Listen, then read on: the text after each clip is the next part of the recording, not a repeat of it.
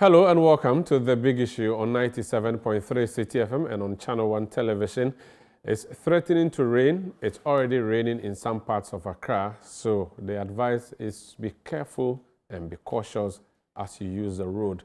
It is The Big Issue where we bring the big stories of the week and do the analysis here with some of the brilliant minds that can do justice to them. Today we have a number of issues that we'll be dealing with on The Big Issue. We'll talk about the issues around oral. So the Operation Recover All Loot by the Mahama government. Is it working with Chairman Wontumi of the MPP going to the court saying my hands are up, I'm ready to negotiate so that we do not continue to full trial, which may either land me in jail or otherwise. We'll talk about that matter here on The Big Issue.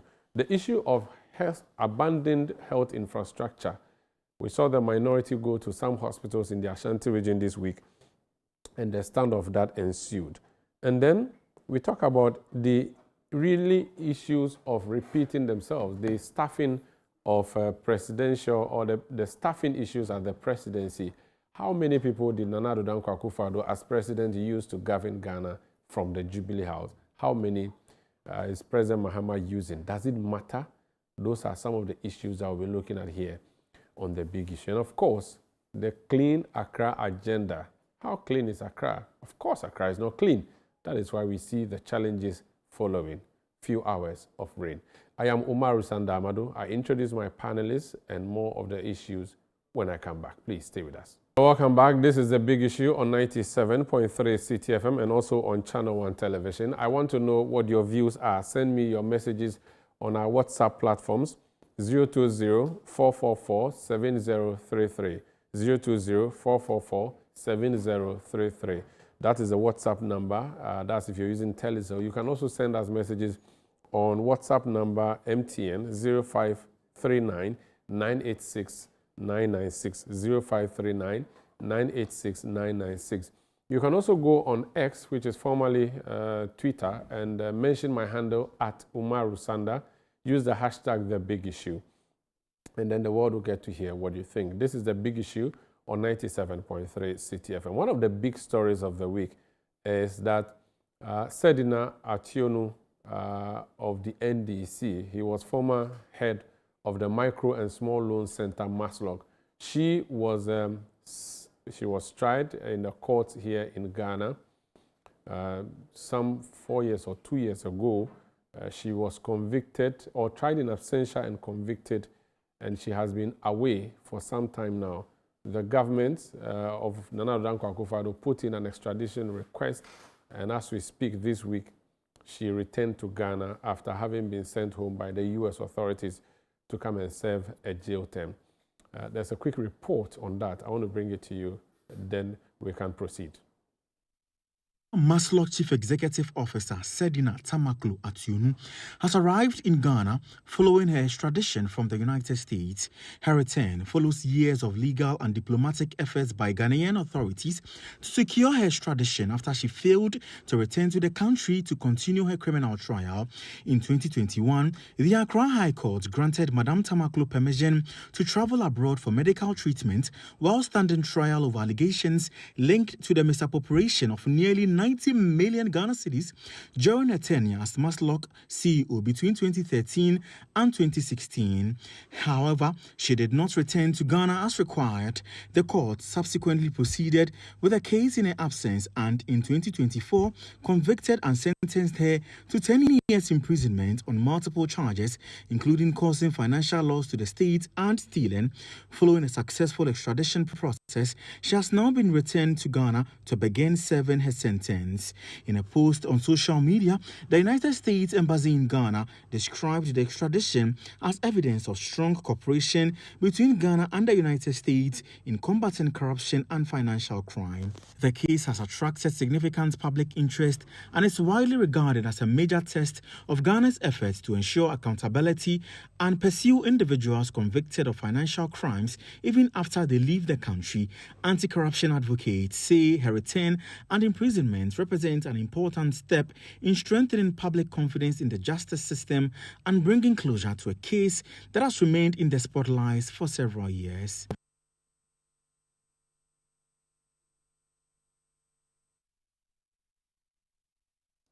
So Sedina Tamakloe is in town, but is she in prison? Well, we do not know the state of affairs yet, but we are told that the police administration and the prison service are handling this particular matter. There are cynics who say they don't believe she's in custody. Is that the case? Well, we don't know. But it's an issue that we'll be analyzing here on The Big Issue. Let me introduce my guests in studio. So I will be starting off with the main issues, but we'll talk about flooding also in the course of the discussion. My guest to my immediate left is my brother from Ningo, Ningo Pram Pram, and former member of parliament, not from Ningo Pram Pram, but from Western Accra. Now he wants to be General Secretary of the New Patriotic Party. He's a member of the communication team. Sylvester Tete, you're welcome, Sly. Thank you, my brother. The former deputy minister, former everything. You have too much.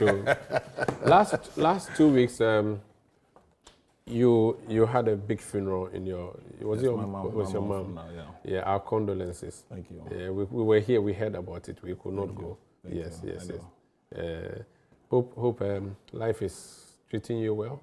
Well, you can always give glory to God for many reasons. Once you have life, you thank God. And good morning to you and my good friend, Dr. Nanaya Educhum, and then to panelists who are here to join us. And of course, let me use this opportunity to thank many sympathizers who trooped to Old Ningo to mourn with us, myself and my siblings. I thank them sincerely. There were many, I couldn't even extend invitations to them, but they came. And I thank them sincerely. The New Patriotic Party and loved ones. My church, the Apostolic Church Ghana, I thank them sincerely for mourning with us to give my late mom a befitting burial. And I think that it was a sober moment. 2 weeks today. It's still fresh, but of course, that is the end of a journey. Yeah. Of course, we pray that her soul be accepted by the Almighty God. We pray for you. Yeah, We pray with you. So back to work. Yes, you have to come back to work. Back to work. Let me introduce Dr. Nana Yaweduchum, not the former education minister, but a former member of the MPP who has decided to wear yellow instead of blue, representing the UP. You're welcome. Sanda, thank you very much. How is it going? Well, God has been good. And let me also join my friend and brother, Sly, and wish everybody all the best. But also to say that he did very well for his late mom, but he was disappointed by his party people. Oh. You know, I was there. Are you up for the funeral? Oh, yeah, I did. And Sly is a brother. Not only me, a lot of our people joined him, but you know what happened in Kumasi. No, but his MP was here with me that morning. His MP didn't come to the funeral. Yes. His MP and brother. His flag bearer too couldn't go. No, he was busy. Well, in Kumasi. The former running mate too was dancing with an NDC couple. But I thought we said that we should have inclusion in our politics. Anyway. Or you are saying that they abandoned him for Sami JP? Exactly, that's what I'm saying. Oh. But you know, Sly is a strong man. So I know that. You know the way he's even still commending his party people. And I saw a lot of his constituents there and I was impressed. And I wish him all the best. He's competing against another brother of mine. And I wish the two of them all the best. It's going to be tough. It's going to be kicking. Means that you're not going to get Botiano English Amman for again? No. And you go to Ningo Pram Pram again? Oh, if I'm not going to English Amman, I'll go to Ningo Pram Pram. But I'll be a godfather. There are all places you have I'll be a before. godfather. Oh, but just one term you want to give up on parliament. You should have gone for at least 4 terms. Learn from your uncle E.T. Mensah. We need to win back the trust of Ghanaians as a political party, first of all. Like the Bible says, what shall it profit a man when you gain the whole world and loses your soul? If I regain Botiano English Amman from and the party is still in opposition. So there's something more I can offer to the party generally to ensure that we come back to our winning ways. And of course, if I become General Secretary, trust me, those 2 seats and more will fall back to the MPP. And so for me, that is the most important thing at this moment. Of course, my brother here it's a little disagreement in the UP. There's always a room for a compromise, and in political calculations, obviously, they'll come back home. And if you become General Secretary, would you work want to get them back? I'll work towards that. And not only the UP, but any other political party that believes that the NDC, the direction we are going is not the way to go. Of course, as a General Secretary, I have a better purview and a better relationship with most of them to work towards that. And that is a promise to my party people. Let me ask you a question that may put you in trouble. Do you think all those who supervised your party into election in 2024 that led to that disastrous defeat should resign and not seek any re-election? Well, the first vice chairman of the party has made that call publicly, that they've all failed the party and they must all resign. And I think that there's nothing more useful to add to that. When the man acting as a national chairman of the party at the time said that, look, what we went to the people for, we had failed them. And to him, on the issue of conscience, they must all resign. I think that we must, and the officers must take a cue from that. And it's not me saying it.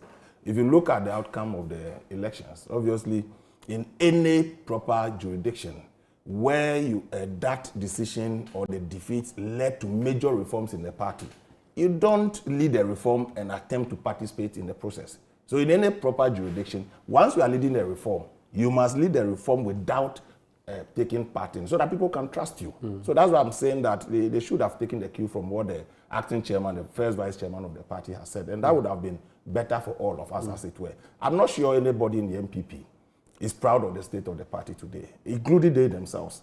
So for me, I think that if there is any useful thing to say, the chairman of the party, acting chairman, had said so, and if they didn't take it lightly. But on hindsight, I believe that they will come to terms with that reality. So that's politics. You can't take it away from anybody who wants to seek re-election. It's an internal contest, and they have a right to contest, as it were. But the generality of the people will make that determination when we go to the polls. Doc, if they sack all their current executives, will you put return to MPP? Oh, Sanda, it goes beyond that. And I had wanted to comment, at the back of slides, let's say, central campaign theme. Whilst I don't disagree with the unity is important, even in building our country. I think we left the MPP on a lot of principles or principal reasons. So it is not just a little disagreement that slightly led us or pushed us out. In admitting that, yes, the United Party, without speaking authoritatively, because of course I'm just a director of policy, I feel we are open to engagement, building consensus, because we put Ghana first, and that is our motto. We don't also want to be positioned as one of those parties that hang around and wait for elections and then tag along with one of the big parties. I am a pragmatist. I don't refuse that there are two main parties, but we have established a broad-based platform, a centrist platform, an inclusive movement that we've established. So we will be willing to engage, but we are not going to be engaged on the premise that we are going to be swallowed. You understand? If there are policy positions that we can build consensus on, we will advocate. You want to be that. around the table. You don't want to be under the table. Exactly. You, I think, put it as a communicator in a more succinct and easy to understand way. So, I mean, Sly has a strong campaign message, and it is not a personality issue. I do not have any hatred against any leader. They've established themselves as very corrupt, incompetent. Oh. I mean, those, of course. And there are a lot of examples to show that even the reform, and as he said, that is ongoing. It's selfish position to actually anchor selfish interests of selected people in the party. It's obvious to everybody, and I don't think on that, be willing to go back to a party like that. This is a big issue on Channel 1 television and on 97.3 City FM. So we're going to start the main discussion now. Chairman Wontumi, his real name is Bernard Entwebo-Siaku, chairman of the NPP in the Ashanti region. And because we are talking about the future of the NPP, he's seeking to be national chairman of the party. This week, his lawyer announced, the Attorney General announced that he has come to the Attorney General asking for some agreement to be had so that the trial that he is having or facing would be terminated through what is called a plea bargaining arrangement. Many people have said he has seen jail and he's running away from jail. Others are saying it is good, let him pay the money. There are others who say no, let him go to jail to serve as a deterrent. How should we be viewing this? And that's the first issue we are looking at here. Doc, I want to start with you. Chairman Wontumi's throwing of the hands up and saying, let's negotiate. How do you see it? Well, first of all, I think it's consistent with the current AG's policy of accepting the negotiation or for settlement. So that in itself, you cannot disagree with the request by the former constituency chairman, current regional chairman of the opposition MPP. However, I want to say that the fight against corruption goes beyond these discussions and personalities involved in some of the big cases. The issue of Chairman Wontumi, there are a couple of issues that he's facing. This plea bargain is specifically on the issue of the loan that he took from Exim Bank. And Sanda, I then happened to be at the Ministry of Trade. We were responsible for the implementation of one district, one factory. And so people getting the loan? No, not at all. And that is the sad aspect of, some of the things that the country is going through. I remember that the policy design, conceptualization itself and design and implementation was actually by the Honorable Anchamati. And nobody can debate that. But the implementation was badly managed by the Office of the President to the extent that the Exim Bank was able to, and the vision of any Exim Bank in any country, actually two broad approaches. One is to promote export and two, promote import substitution. And one of the weaknesses that we established was that, one, we have a lot of abundant resources, but we don't have institutional capacity or even policy to exploit that. So the 1D1F was established to take advantage of that. And I took the loan to go into farming. And I had opportunity to visit the so-called plantation, at that time with the former president, the farm, yes. And I tell you, some of the ministers who were with us, and I believe the president himself, were shocked. Because basically there was nothing to show. And I saw it, yes. And the interesting thing, located? In Ashanti region, you have different parcels of land. But just about some few, I think 20 minutes drive from his so-called farm, was a plantation developed by then a member of Council of State. I've forgotten his name, from Ashanti region. And you could see the contrast. And that man had not benefited from any state support. The Dwabehine. No, Dwabehine is into oil palm. This was also doing grains. Okay. And we saw the combined harvesters. We saw evidence of what a plantation is. So he was supposed to do what? What was he supposed to plant? He was supposed to do farming, basically, but commercial scale farming. And you saw feed. So is it that we were? Was the land cleared at least? Oh, when you see somebody has taken a loan of that amount and being supported by a state bank, you should understand what I'm talking about. And I'm saying I'm just opposing it to what I saw at the member of Council of State farm. You could see a big contrast. So I'm not surprised that we've gotten here.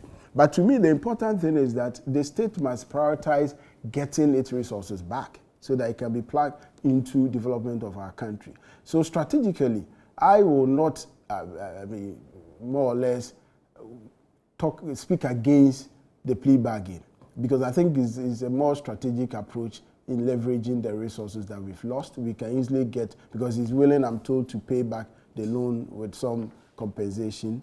We are yet to see the terms of agreement that you are putting before, because that will be very crucial. We need to know what the plan is.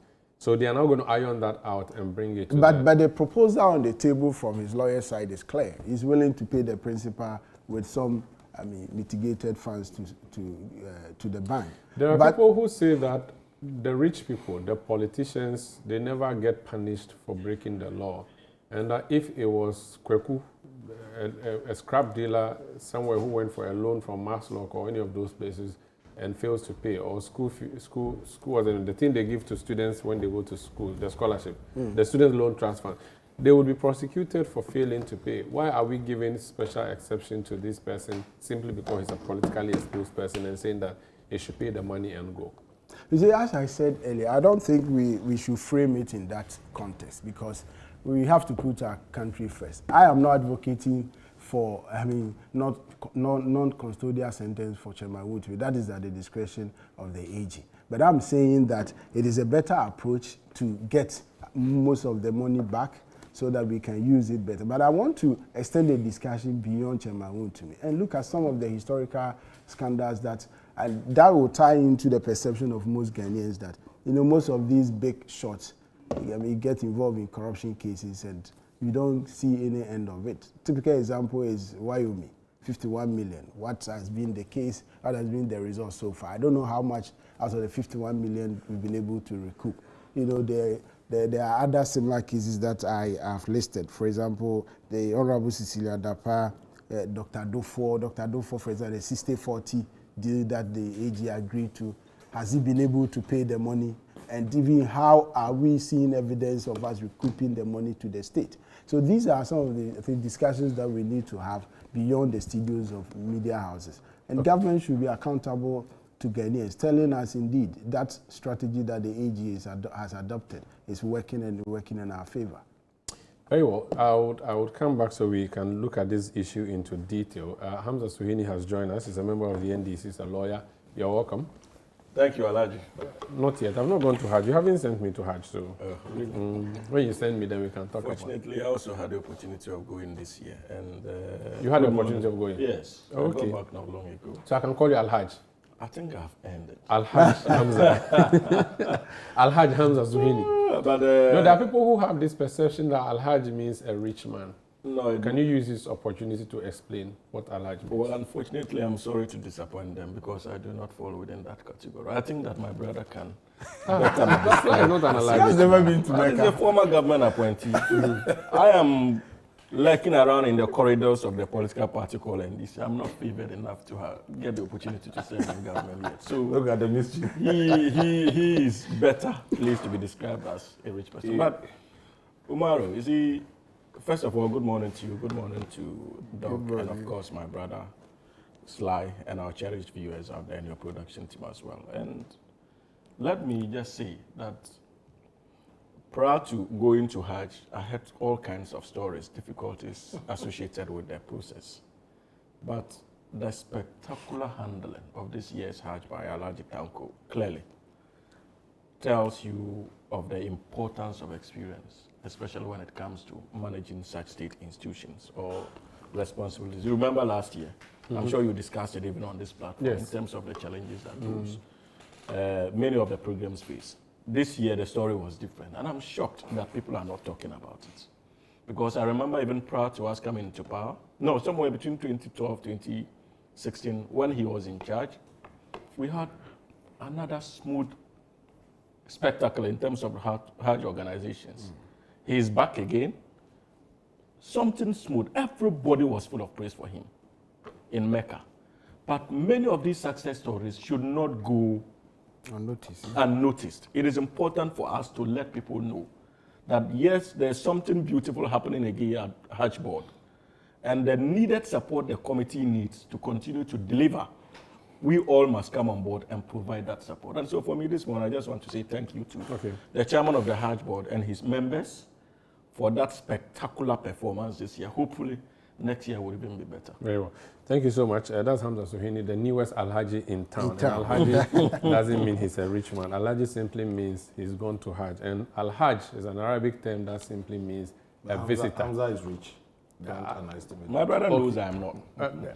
See, sometimes when we appear on this platform and the cameras makes us look but we are looking at the quality. We are looking at the quality of your shirt versus the quality of the former member of parliament. Look at his watch. Look at the watch. This can set up this studio.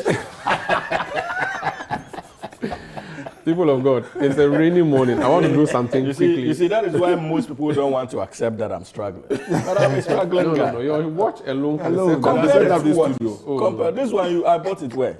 Cantonment. We don't sell Yours, watch where at did you buy? Cantonment. We don't sell watch at That's Cantonment. why. People, I have to do something briefly in return. You know, the flooding situation, the rains are here. Accra is dirty. So ChannelOne TV, the Ghana Police Service, and Zoom Lion, we organized something called Clean Up Accra. We started it since Tuesday. We are trying to clean the drains and just make sure that the city is clean so that when it rains, we will not suffer. I have two reporters who are following the team. I want to just talk to them for 5 minutes and then we can come back in studio. Charles Osukumi is somewhere out and about in Accra. Charles, you're welcome. Where in Accra are you? Can you tell us what's been happening all morning and what the focus today is? Hello, Sanda. Yes, Charles.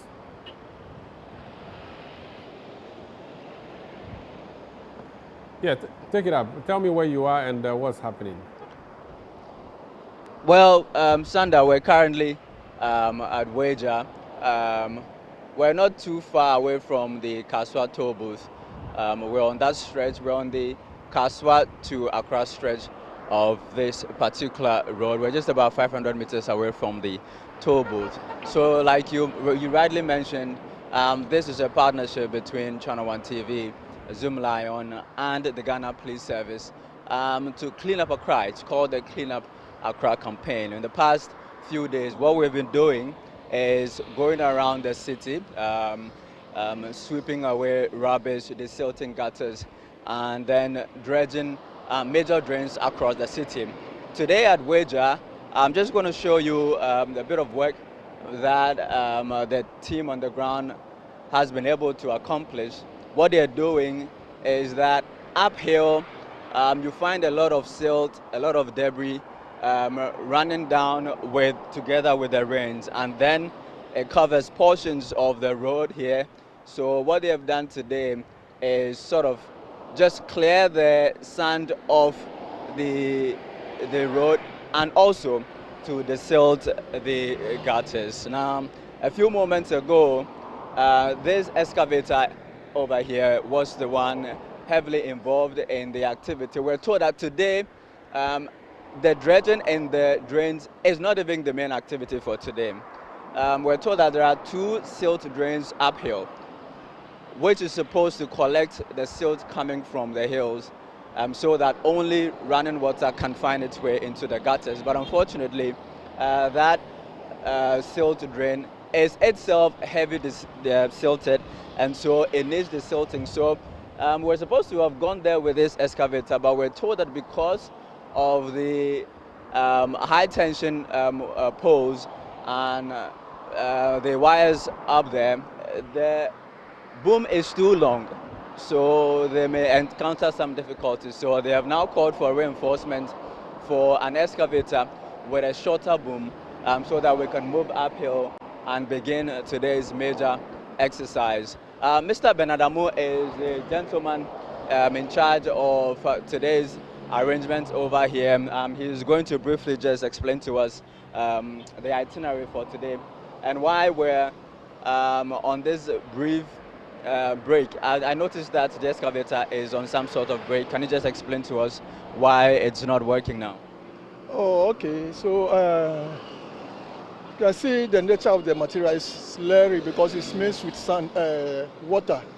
So we are waiting. When you put it at the banks, it flows back into the drain. So we are waiting for, we have, I think, 10 tipper trucks. So we are waiting for the trucks to come. So I will load it directly into the tipper truck so it will not go back into the drain. Okay. So that's why the machine is. But I also noticed that when you scoop, you sort of leave it behind the drain. Are you not worried that when it rains, it may just fall back into the gutter? Not really, because the grass and the trees will serve as holding base for the material that we are dumping behind the trees. If it were to be here, it will go back. Okay. But here, because of the grass and other things, it will not flow back into the drain.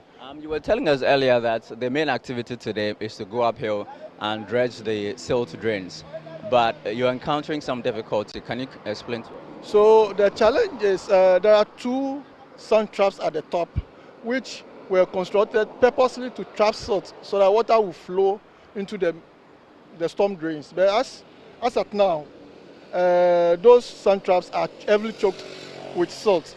We are supposed to clear the sand traps, but there are these pylons, high tension cables right across the sand traps, and our machine is a long boom, and the reach is touching the high tension cable. So we decided to hold on. We've made an arrangement. So we are bringing a short boom, which is somehow shorter than this long, which can do the work. So arrangement has been made. So the machine is on its way coming. So I will tackle the sand trap. That will reduce silt flowing onto the road. Okay. Yes. That equipment should be here in about how many minutes? Oh, considering the traffic issue on the road, I can't give you, how do you call it, exact time that it should reach here, but it's on its way coming. But traffic is flowing quite freely today, so... Traffic is flowing here, but there are also challenges. At the down there, you have the Botiano covered with salt. We have Atala, SCC area also covered with salt. And you also have a Weja barrier.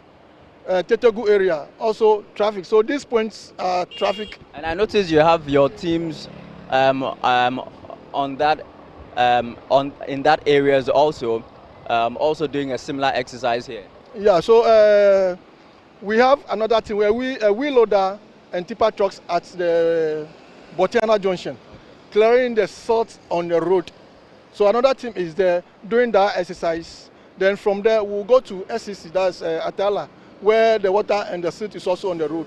We also continue from there. So from here, we will also go to Botiana Junction. Though there's a team over there, then we also move to, how do you call it, Atala area to clear the silt on the road. Okay. A few days we were here, we noticed that, you see the way under that bridge over there, the culverts under that bridge, the one that leads to this company, is smaller compared to the one you have here. And some of the residents raised concerns that that could also contribute to the reason why the road keeps flooding. I think with the culverts, what I can say about it is that those culverts were put over there by the community individually. They did not come together to sort an expert to advise them on the size, considering the size of the drain, on the size of culvert to put. But I think they themselves decided to put whatever that they want to put. It's not a collective idea or collective work for them to do that. So that is creating. So they created that problem. Okay. I noticed that one of the tipper trucks has arrived, so work should resume anytime from now. Yeah. So the tipper truck, because we are here, that is because of the interview. That's why the tipper truck has parked behind. All right. We'll now move out of your way so that you can go ahead and do your job. So, Sanda, that was Mr. Bernard Amu. He is the engineer in charge of today's operations here. Well, traffic is flowing quite freely, even though they have sort of just cordoned off a portion of the road to allow for the exercise to continue. So we're waiting for the excavator with a shorter boom to arrive, and then just like engineer Amu told us, we'll go uphill to begin with the dredging of the silt drains. Two of them, we're told, heavily silted, and it needs to be desilted to allow for only just running water to flow down. What happens is that because that drain is also silted, it is unable to fulfill its purpose, which is to trap silt. Therefore, the silt coming uphill just comes down into the drains and onto the road. So we're waiting for the excavator to arrive pretty shortly, Sanda. Thank you so much, Charles Awosukumi, my colleague there, somewhere in the western part of Accra. He is reporting on that cleanup agenda that we have. Channel One TV, the Ghana Police Service, and Zoom Lion Ghana doing that collaboration to clean up our drains and other important places. Let me go to Fauzu Masaudu as well. So Charles, where are you? What's been happening all morning in terms of our cleanup exercise? Okay, Sanda, I'm coming to you live from Pig Farm in the Ayawaso North Municipality, and where the team have been busy on the ground doing the needful. We know that the exercise commenced somewhere on Tuesday. It entered day 4 already. The municipal authorities from the municipal assembly are also on ground ensuring that they also throw in their support. We also have officials from NADMO as well. What they are doing primarily here is that they are desilting some of the drains, and earlier I inquired from the municipal health director what really informed their choice, their decision to selecting which area should be focused for this exercise. And he says that there are some parts of the area in the municipality that are largely flood prone, hence their decision to selecting this stretch, which leads to the Pig Farm roundabout. And then if you go ahead, you get to the Accra Girls Junction. And so essentially this is what the team have been up to on the ground this morning here at Pig Farm. Do you have an idea where else they would be going to from Pig Farm, or the whole day would be spent around the Pig Farm area?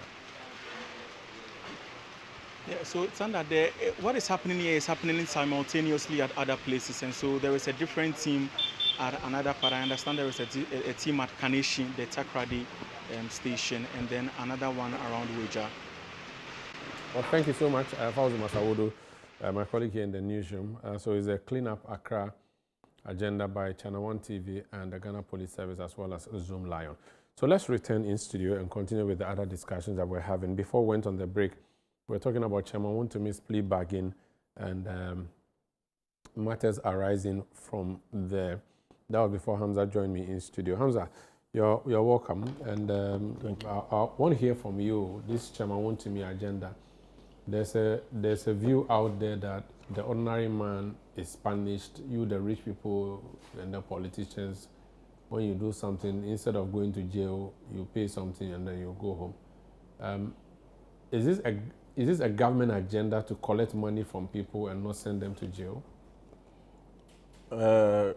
Umaru, first of all, I think that it is a perception rooted in misunderstanding of the facts. You see, when it comes to plea bargain, it is illegal. If you would like, maybe it has been added to our legal architecture as a country somewhere in 2022 by the new Patriotic Party. But many of us believe that even prior to the introduction of that particular law, there were semblance of plea bargain arrangements, even in Ghana's legal architecture. For example, if you look at Section 47 of Act 30, it gave an indication that indeed in certain offenses, in relation to certain offenses, the Attorney General could enter a nolle prosequi. What do you think would lead to the Attorney General entering a nolle prosequi? If the Attorney General feels, maybe behind the closed engagements with an accused person, that look, the accused person agrees to either refund some aspects of proceeds of crime or whatever information is available to the Attorney General, the Attorney General under Section 47 of the Criminal and Other Offences Procedure Act was empowered and is still empowered to file a nolle prosequi. So it was not only politicians that benefited under Section 47 of Act 30. Indeed, many other citizens of the Republic benefited from same.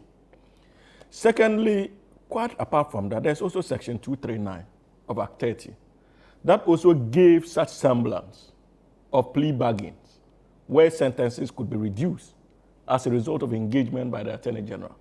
Again, this was not a provision that was beneficial only to politicians, but citizens of the country, of this country, also benefited from that particular provision. And I think it is the Courts Act or so, Section 35 of the Courts Act, brilliant. And permit me to read it.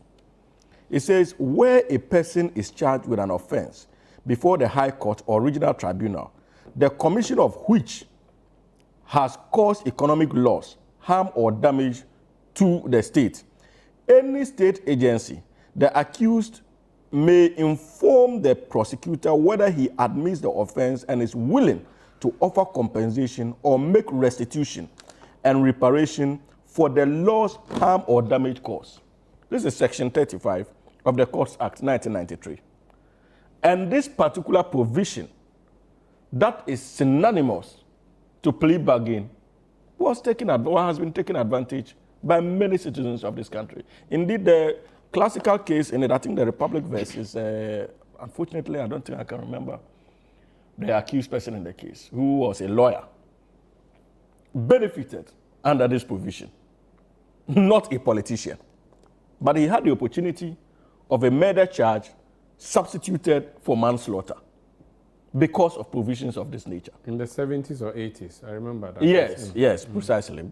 Great. So it is not an institution designed to favor only politicians.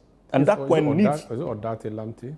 I think so, so. That I just cannot, I don't know why it has. Yeah. But you see, Umaru, the most important thing is that as a country, the NPP, when they were mandated with the responsibility of leading this country, decided to engage with citizens of this country. And this is not an NDC law.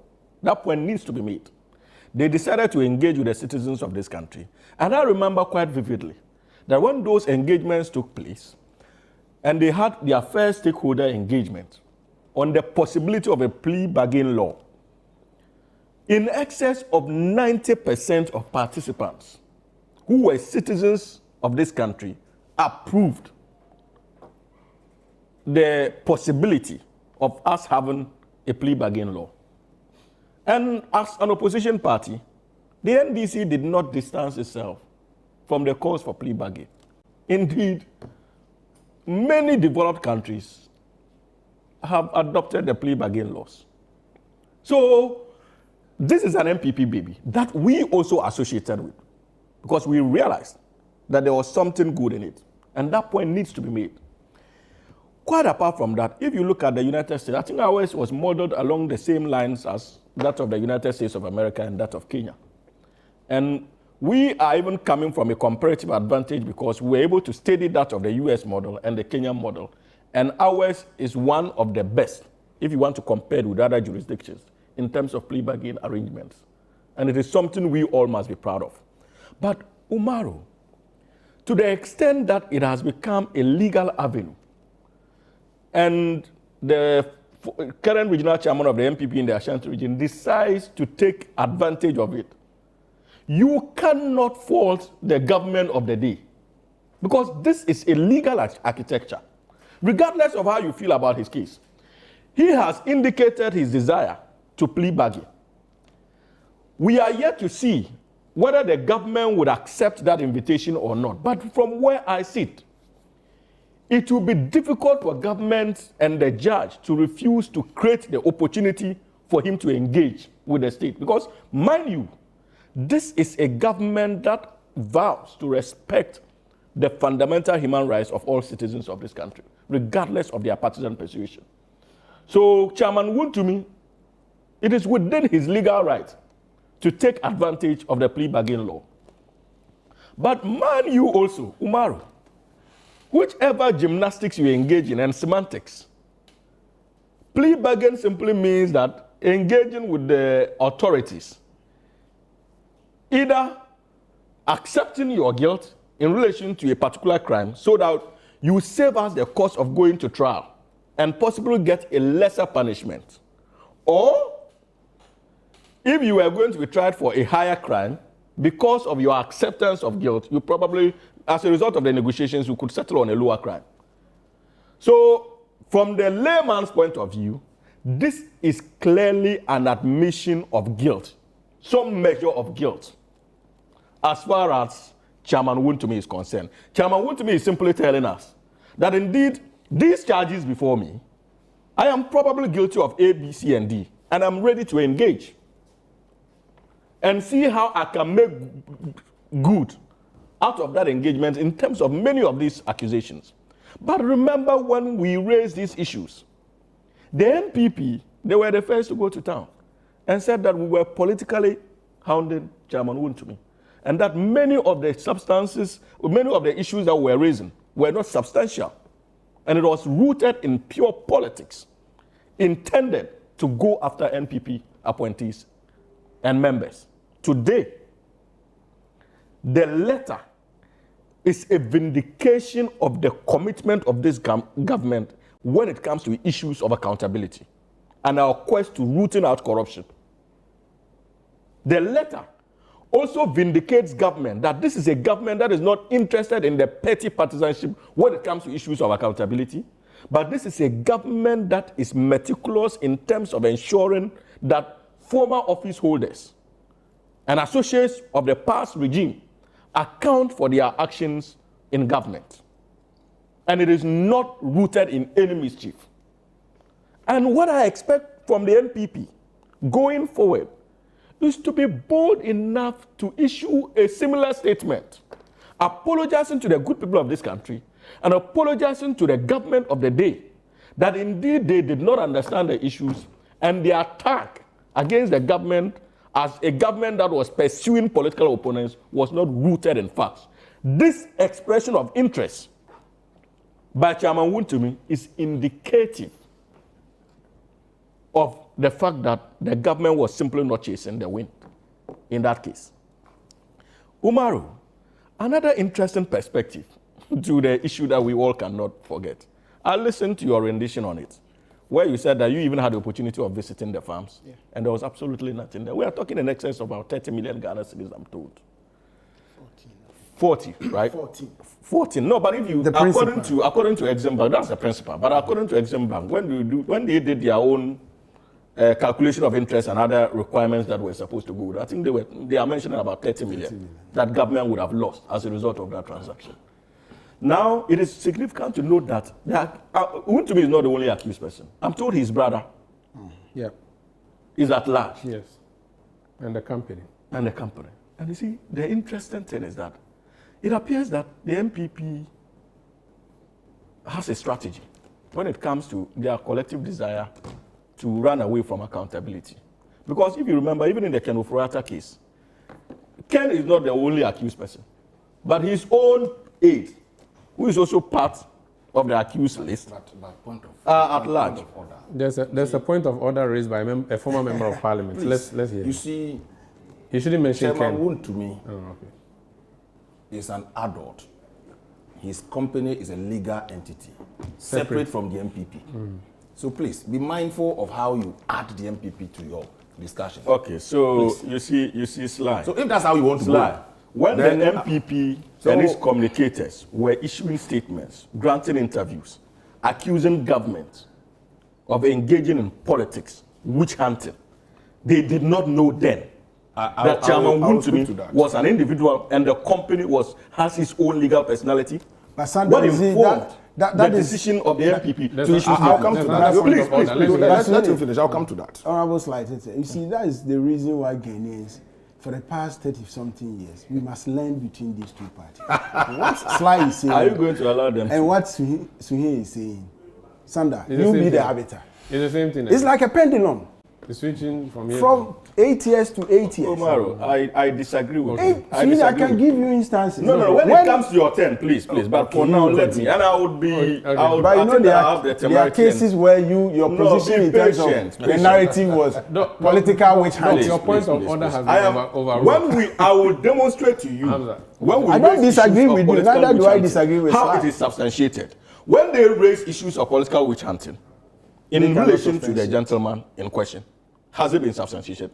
I can take you back to Kufuor's time, quality grain saga. That time, the position of NDC was that the late Victor Salome, which Chachu's case. You see, I can respond to all of it. Even in the case of Chachu, he was eventually acquitted. Acquitted how? He was in prison. When President Kufuor packed the courts and overturned the decision of the High Court. That's the politicization I'm talking about. And Ghanaians watching us, see the difference. Doc, you let him land. I'll give you all. When we raise issues, eventually time vindicated our position. And I'm telling you in relation to this case, again, time has vindicated us. Get back on track. I can understand your links to the NPP, and sometimes how it can ruffle you a bit. But you see, the most important thing. I'm gonna get back on track. Yes, on track. So, looking at your topic, Umaru, this whole agenda of pursuit of accountability is one still rooted in the oral drive. And I listen to the MPP and their communicators attempt to ridicule government's oral agenda. And they say that, oh, you have been in office for 1 year, 6 months. What have you achieved? And it appears that the oral is dead. Oral is going nowhere. And this is a chorus championed by the MPP. Unfortunately, the media is falling prey to that unfortunate line of politicking intended to diminish. I'm coming. Because you gave us an amount of money you're going to recover. It's not just about money. It is also about accountability. And that was the point we Operation made. Recover All Loot. Not Yes, Operation yes, Recover All Accountability. I'm coming. I'm telling you that in relation to oral, we are still committed to it. And we made the point that you can't recover all loot in a matter of 1 year. Did we tell you that we're going to recover all loot in a matter of 1 year, 6 months? And when they want to belittle the significance of such interventions, they tell you that you have been in power for 1 year, 3, 5 months. What have you achieved? But everybody knows that when it comes to the legal architecture, especially the judiciary, the executive hands are tied. When they made all the noise in 2000 general election about issues of corruption, how many years did it take them, when President Kufuor became president, to secure their first conviction? Was it not in 2003? 3 solid years after President Kufuor was sworn in as president. That was when they succeeded in the quality green rice. And subsequently in 2008, another manifestation of miscarriage of justice that the court eventually agreed with Chachu Carter in 2008 before they succeeded against Chachu.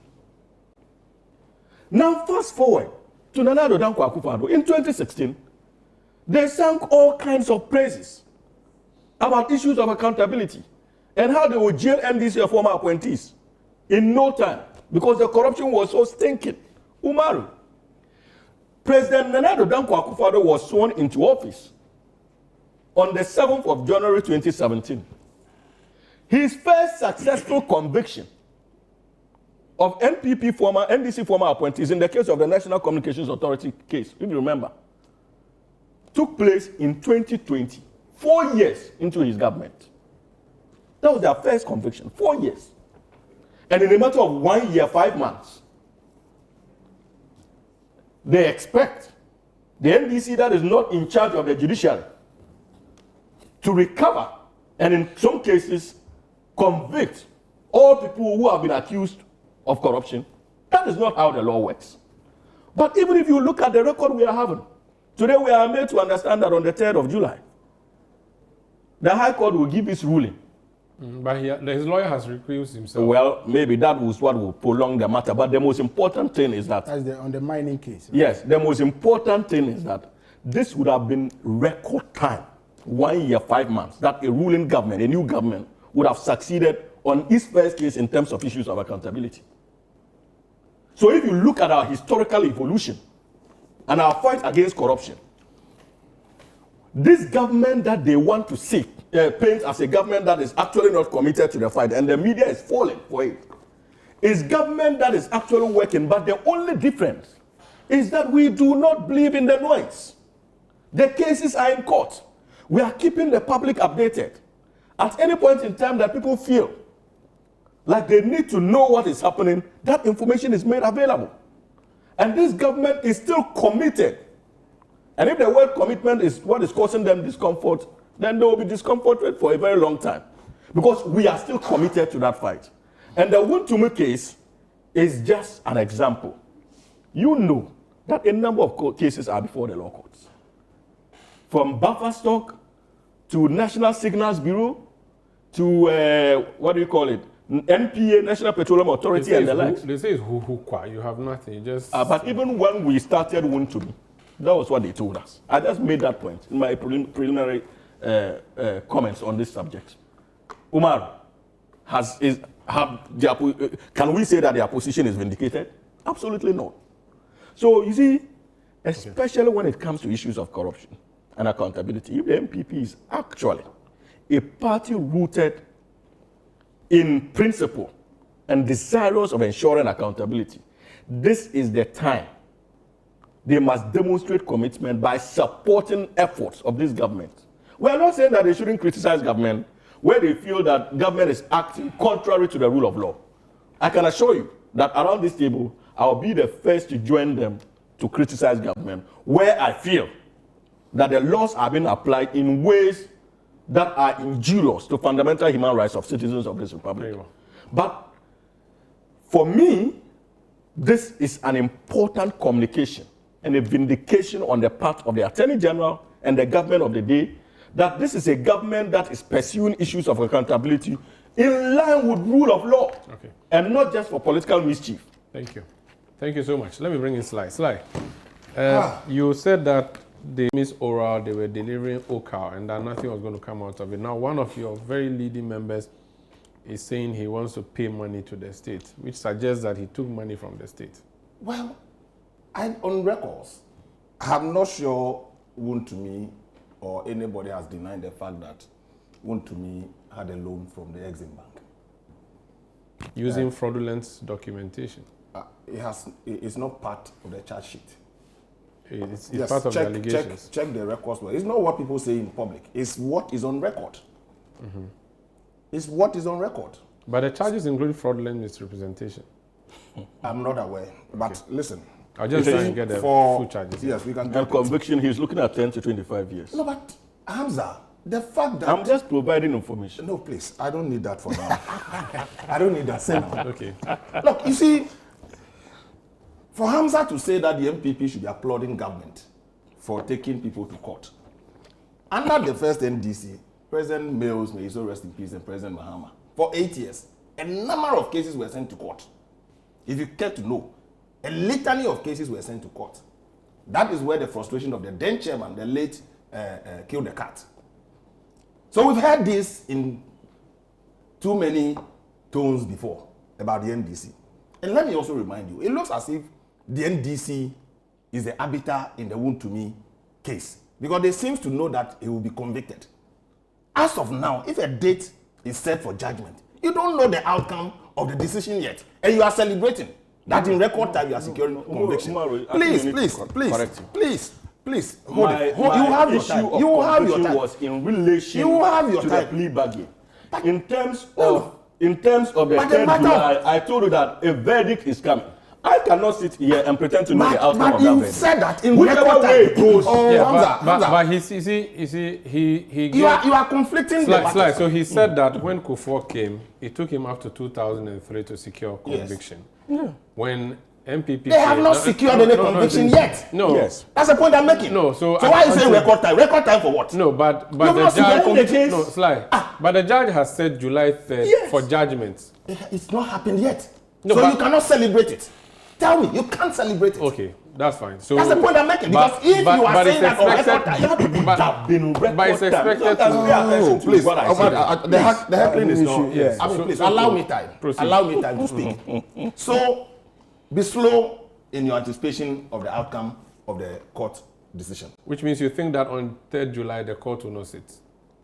No, I've not said so. Okay. You see, get it right. It's not about whether the court sit or not. The outcome of the decision.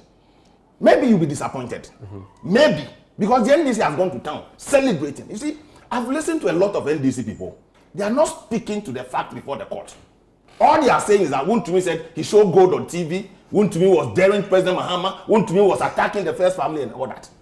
Listen to the NDC communicators. None of them is speaking to the fact before the court.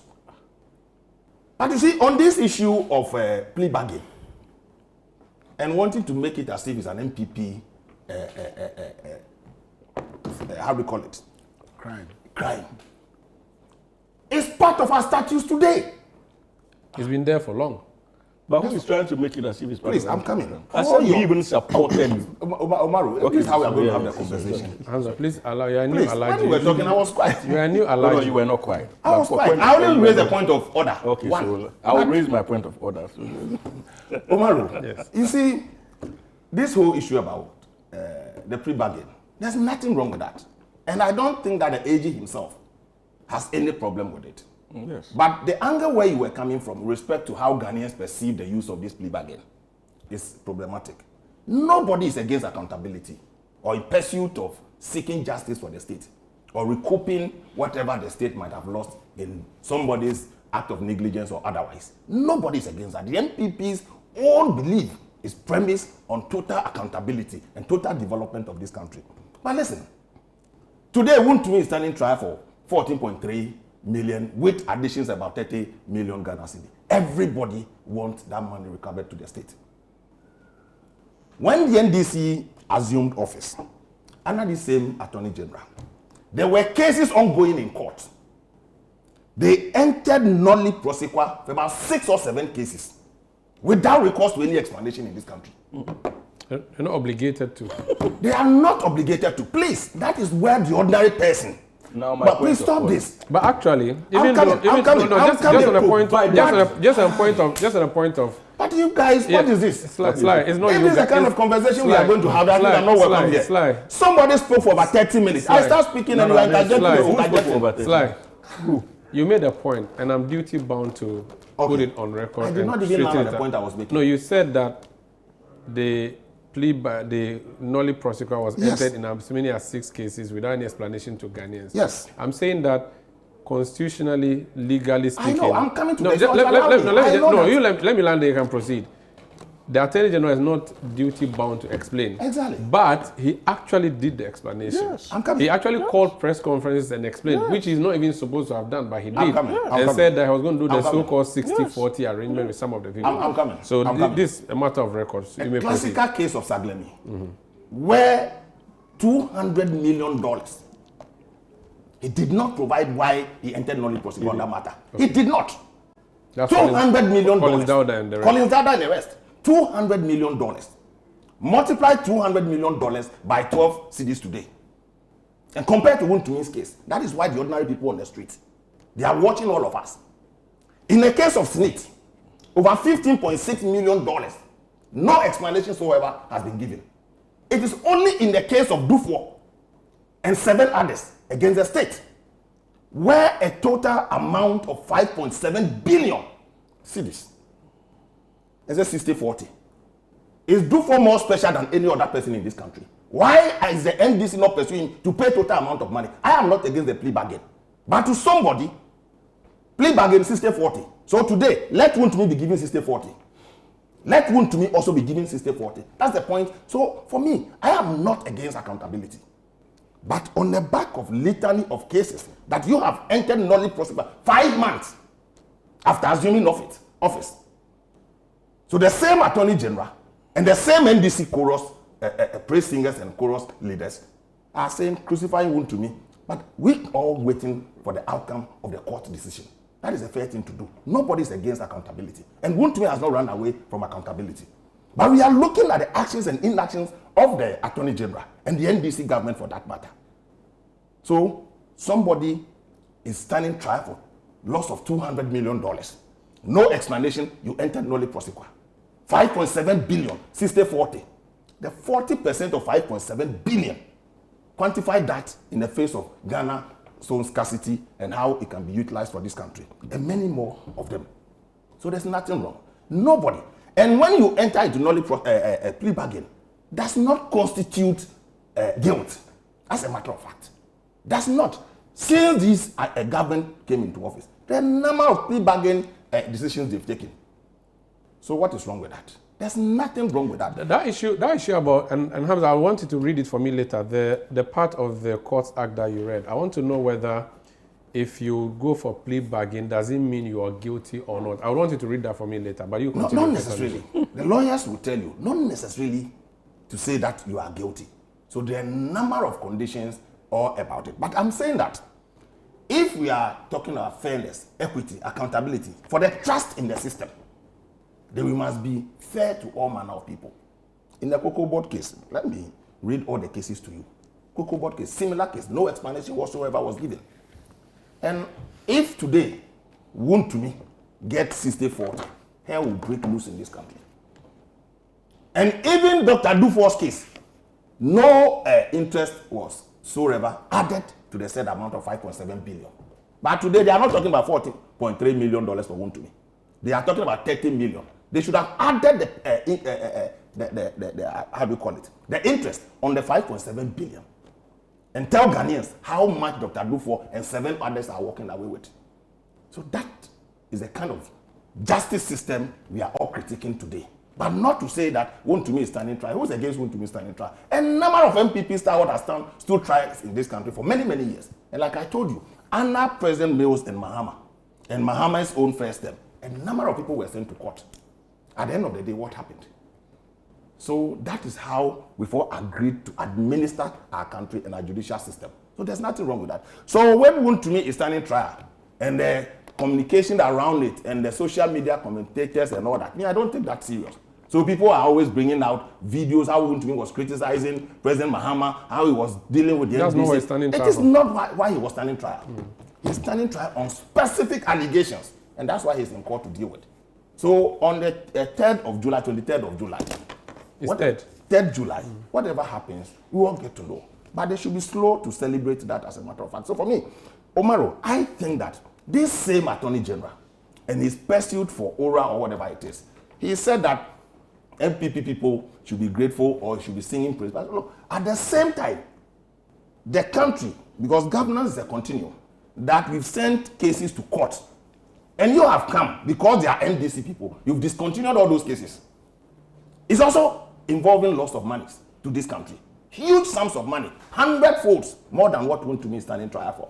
So we are inclined to believe that because Wontumi is an Ashanti regional chairman of the MPP, perhaps that's why you are treating. We are watching the outcome of the plea bargain, whether he will get the 60-40.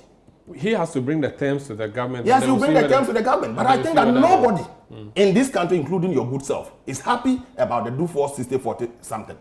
I'm not sure they are happy about it. At least we'll get money. So if that is the way to go, that is why the ordinary people on the street are looking at us, the politicians, to say that somebody has squandered this much money and you are giving him 60-40, walk away. You tell them that you use it to fix the Dowenya to Afenya road. They will be happy. Oh? So let's lift up our conversation. No, we are lifting it up. I'm saying that. I'm saying that. So everybody today, they are quick to add the interest to Wontumi's own money, 30 million plus. They should do same for Dufour and the rest of the people. They should do same for $15.6 million in the Senate case. They should do same for the Cocoa Board case. They should do same for Saglemi case. Then we know they are fair. The lawyer who said he's going to recuse himself, there's a view that this is a delayed tactic to prevent the judgment from being delivered on the 3rd of July. Well, I'm not sitting here to teach the lawyer or his client what to do in court.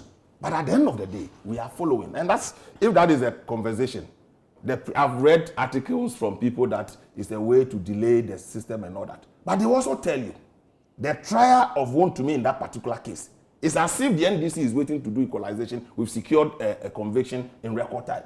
It's been back-to-back record time. They learned from Jechikwesi. That is no problem. He's been fully represented by his legal counsel and all that. In the face of her, counsel said that he'll be speaking why he's recusing himself from the case. If that constitutes a delay, that's up to somebody to say. But if that delay will ensure justice, that's another matter.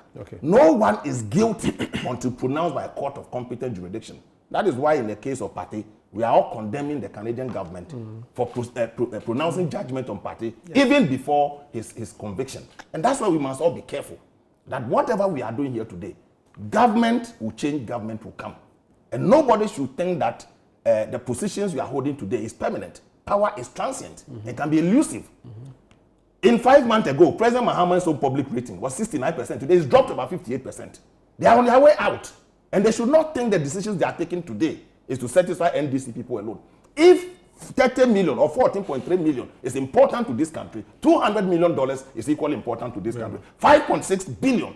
See, this is equally important to this country. That's the point we are seeking to make in this country. But nobody, me, seeking to lead the MPP, if you are found culpable, look, if Wontumi today, Touchwood, is convicted, it doesn't mean the MPP will die. And many more of your Star Wars were jailed. They went to prison, they came back, they gave them lucrative jobs in this country to do. The NDC didn't die. So the MPP as a party will never stand in the way of fighting corruption. But the process and the means, pronouncing people guilty even before a court makes it ruling, that is what we are talking about. And then equity. Equity, because if you are dealing with your people with different strokes, and when it comes to the MPP, it's a different matter. That is where we have cause to complain. We've lost huge billions of cedis today under this AG. 5 months into office, you've entered Nori Osikwa for all these cases, and nobody is talking about it.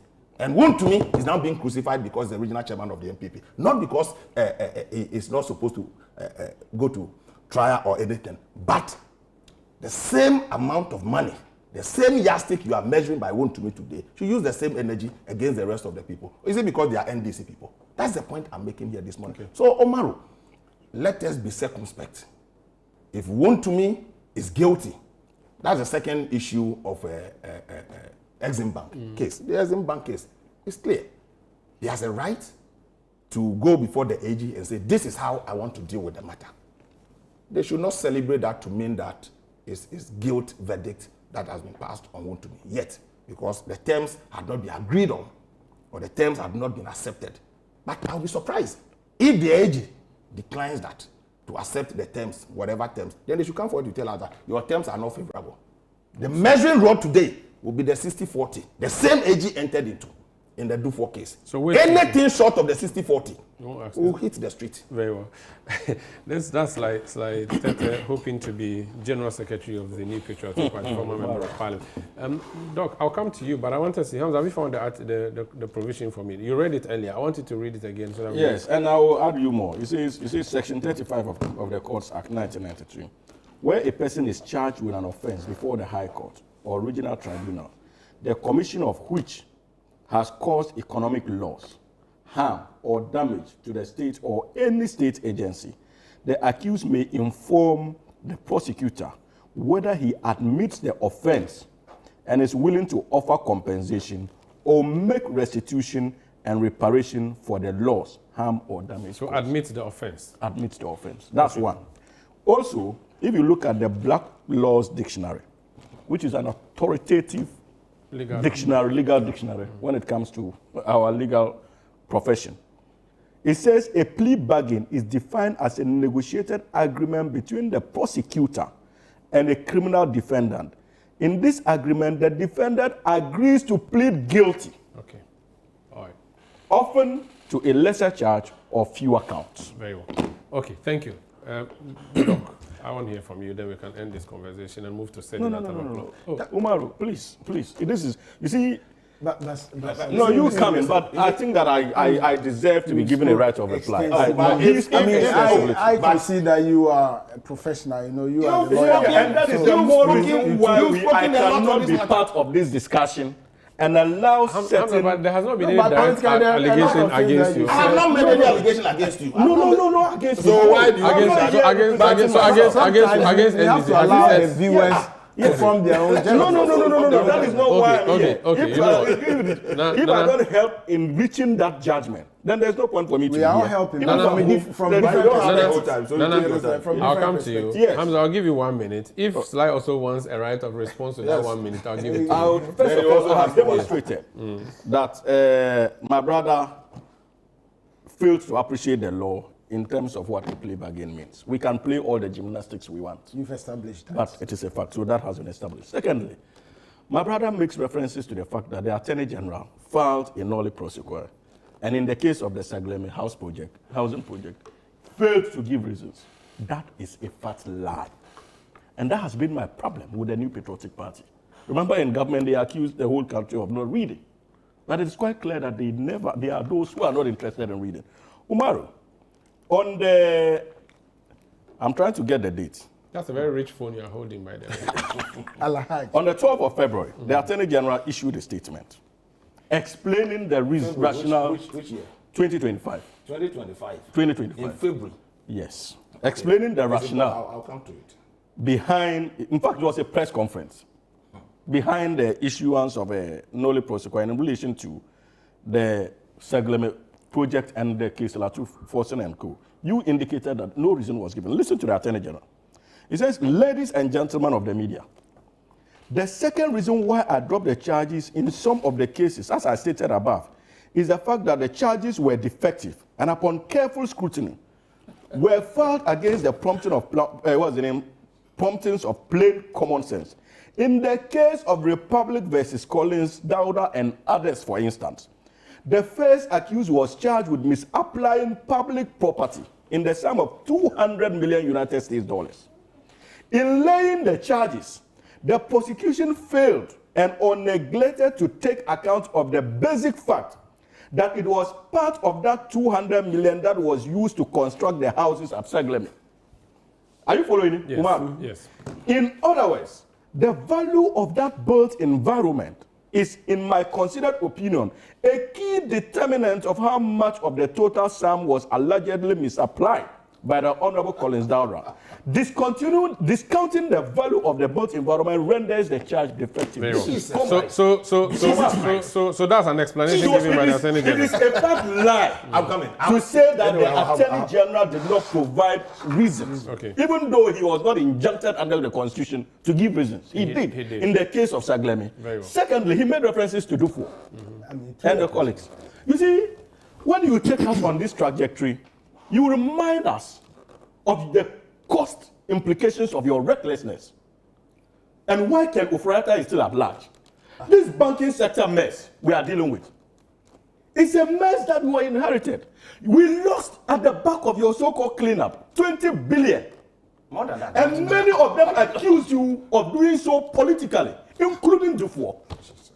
Today, a high court has even vindicated Dr. Parkwesi Indu. But you are on appeal. Yes, we are appealing. But what are you appealing? Your government is appealing. And you say we know you. Listen to the point. I'm just simply telling you that. The age is on appeal. So if we seal, no, can you be patient? But appeal does not mean that. It's a status now. I'm talking about the judgment. I'm talking about the judgment. Yes. Hamza, please wrap up in a minute. I will do so. In 30 seconds, actually. So if we have looked at the facts and we have realized that there's even the possibility of losing the case, like we experienced in the case of Parkwesi Sewua and Indu, you think that the government will be not strategic to accept a plea bargain? Right. And you are saying because 60-40 was done in relation to what's his name, Dufo, it should apply to what's his name? Everybody. Wontumi. What kind of logic is that? Do you know the factors that are taken into consideration? Okay. A minute of silence. When it comes to plea bargain, it is not a straight jacket application. A minute of 60-40 for all accused persons. A minute on Saglemi. Thank you, Hamza. That is not the position of the law, my brother. So Sly, no. Even though I offered you a minute, it's not as of right. he has said that you made a claim that there was no explanation by the Attorney General for dropping charges against Collins Dowda. He has just read that press conference by the Attorney General, which is public record. Unless you have something to prove that this is... my brother must apologize through that we can... Unless you are saying that what he has just read is not... Umaru. Then I don't know what else you want to rebut to, because it's not just for the sake of rebutting. Gentlemen, I know you apologize. I'm coming. Just the apologize. Official communication to the court to discontinue the case. There's no, and he's not obliged to. Yes. But let me tell you something. The West, as he went public on his media gymnastics, please, the edge, please, I'm coming. Allow me time. Umaru, the West is what is read. And if indeed it's coming from the Attorney General, but this is not official document, it's from online. If indeed it's coming from the Attorney General. But you don't write to the court in official document. And that's something he's not obliged to. I'm saying that he's not. So he will inform the court he's discontinuing the case. Yes. He cannot just sit in his office and say, I will discontinue the case. Hold He on. will write to the court. Hold on. Are you telling me if you want to discontinue a case, you sit in your office and say, I will discontinue the case? He writes to the court. Hold on. But Just hold on. Umaru told you that the only prosecutor, he was not required by law to give an excuse. Please. Umaru told you that he did. You said that. Why is he behaving like that? Why is he behaving like that? I'm not my assistant. Do you let me do Why it? you doing that? I reckon that. But what I'm saying is... Are you saying that what he read is not true? I don't even know the source.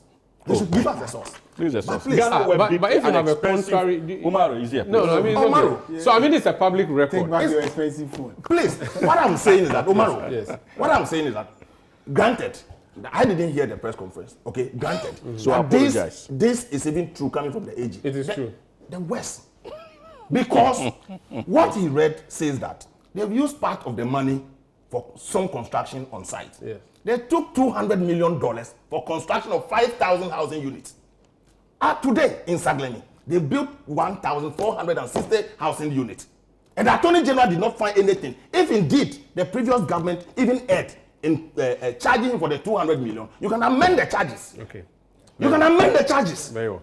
You think Ghanaians are kids in this country? You can amend the charges. Another misunderstanding. You can amend the charges. If I'm giving the Let me I need to You take can a amend the break. charges. Dr. Richard. What are you telling me? Of the reasons What are you telling me? Sly and Hamza. For totally entering Dolly prosecutor, from what you have read, means that he's admitted. So around the 200 million Sly and Hamza. What are you talking about? Did not have the signature and the payments. Hamza. Did not have the signature of Collins Dowda. Hamza, please hold on. Even if you discount it. Hamza, Collins Dauda did absolutely nothing in relation to it. It was political persecution. But the reasons you've given, he did not sign any. I'm telling you, Please, I gave you one of you took $200 million. Then he gave me 5,000 housing units. You built 1,460, and you think the money evaporated. Succeeded against Hamza and Sly. No, can I hear from? As far as the law is concerned. Can I hear from Dr. Educhum, Doc? Sanda, Yes. typical of our politics.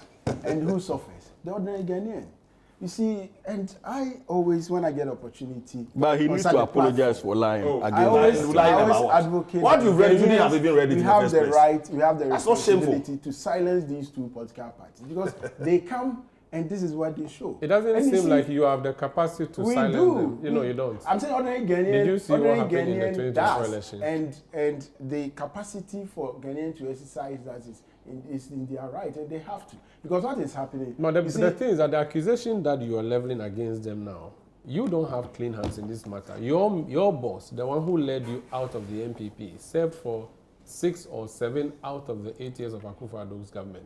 You cannot come out of but the he kitchen wasn't the and come Attorney and say General. that, I'm not saying no. We are dealing with a specific matter. The election if you want to talk about trade, his track record, we can discuss that. The defeat of the MPP at the polls in 2024, corruption wasn't the biggest issue. It was the economy. Trade is an integral part of the economy because you campaigned in 2016 that you're going to move Ghana from taxation to production. Production is by trade ministry. And so I'm not sure Alan is having any clean hands, and for that matter, he does. He does. And more, if you want to shift the debate, we can focus on that. Because you have shifted you can ask me a question, and I can prove to you that he competently delivered his mandate as a minister for trade.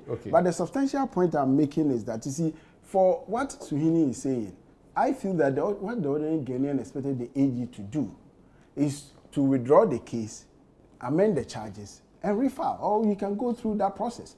So I don't think that you can say that the fact that he disagreed or he felt that the charges were incomplete. You have to read the entirety of the reasons. But you see, that is not correct. The fundamental approach in our view in dealing with corruption should be enhancing our institutions and establishing new institutions that can fight corruption, and you cannot eradicate it by fight it competently. And that is why in our great transformational plan, we had advocated the amendment of the Constitution to establish what we call a anti-corruption czar. And that one, you empower it, you make it independent. So it doesn't... Just like the OSP? Because you see, the cases that Sly cited are all MPP cases. And I can cite NDC cases that MPP also focus on during their term in government. And you see, it continues that way, and that's why I earlier said it becomes a pendulum. So it goes MPP, they only focus on MPP, NDC people, took them through a political prosecution, so-called described. And at the end of the day, the nation doesn't benefit because 8 years, unfortunately, now that is the cycle. Another party comes, they also start arresting the opposition party members, take them through the prosecution, and we don't get it. So we believe that institutionalizing the fight against corruption is a way out. And you can only do that when you get rid of these two political parties and help us establish a third force that is competent and full of people with integrity to fight corruption. This is a big issue on Channel One Television and on 97.3 CTF. And we'll return to talk about Sedina Tamakloe. She has been tried and convicted. She's been in the US. Now she's back to serve her sentence. At least that's what the government has said to us. We'll talk about that when we return. Please stay. Welcome back. This is a big issue on 97.3 CTFM and on Channel One Television. I'm Umaru Sanda Amadu. In studio, Afari Sewua Hospitals is a member of the NDC communications team. Sylvester Stetta is a member of the MPP communications team.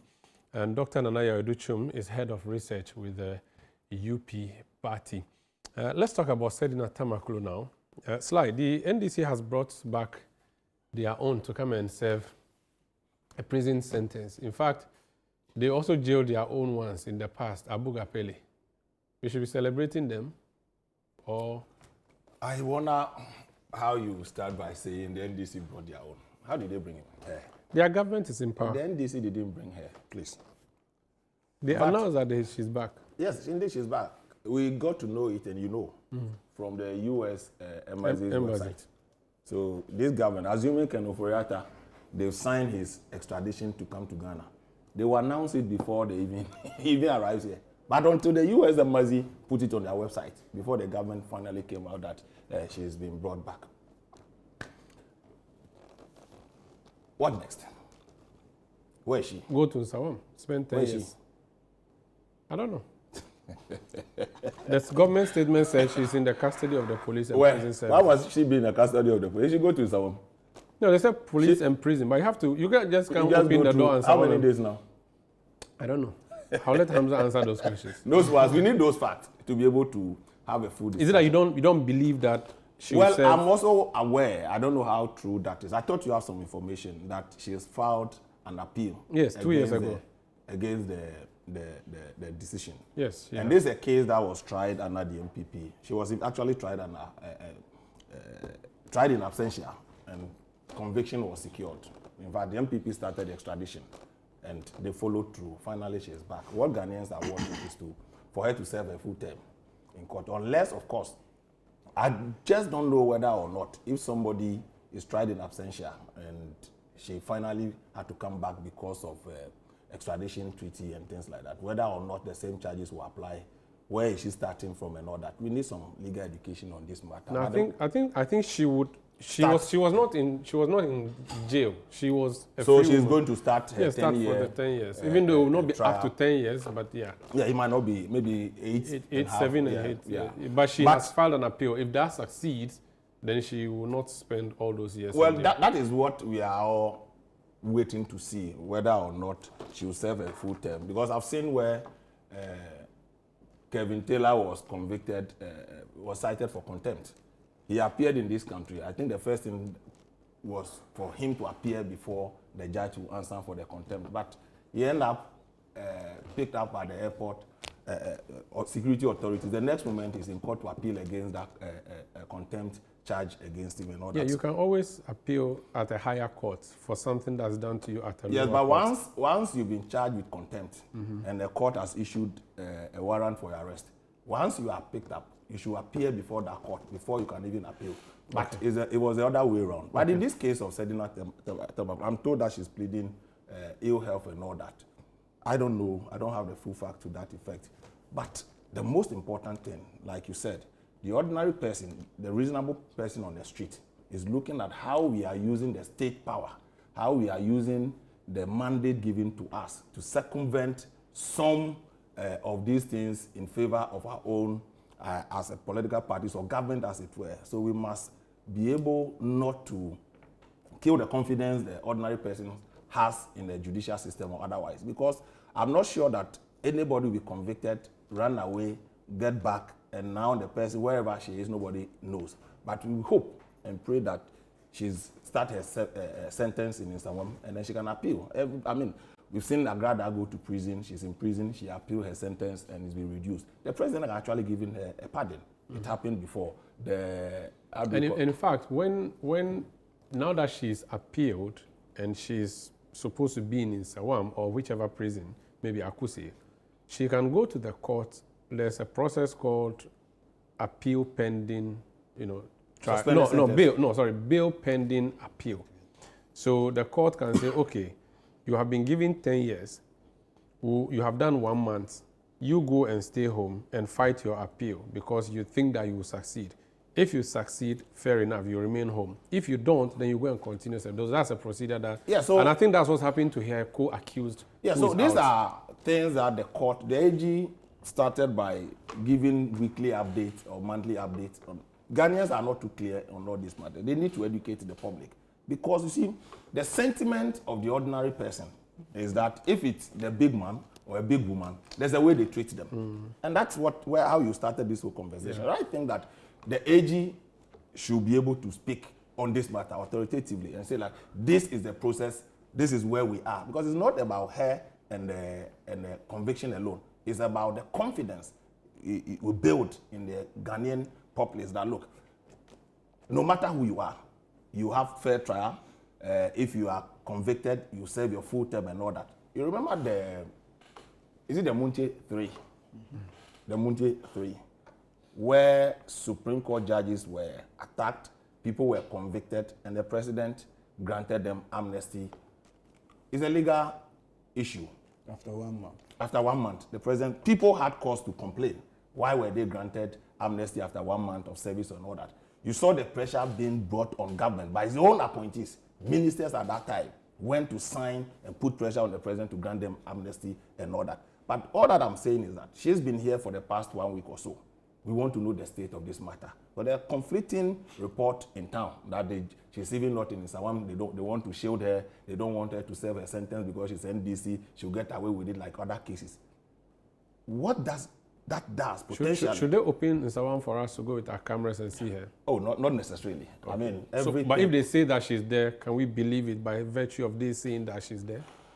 Because now that they say she's back... It's not just about being there. It's about the transparency of the processes itself. Mm-hmm. So I'm saying that, what do you want to see? The government said, oh, she came back, we've given her to the police and the prison service to deal with the processes.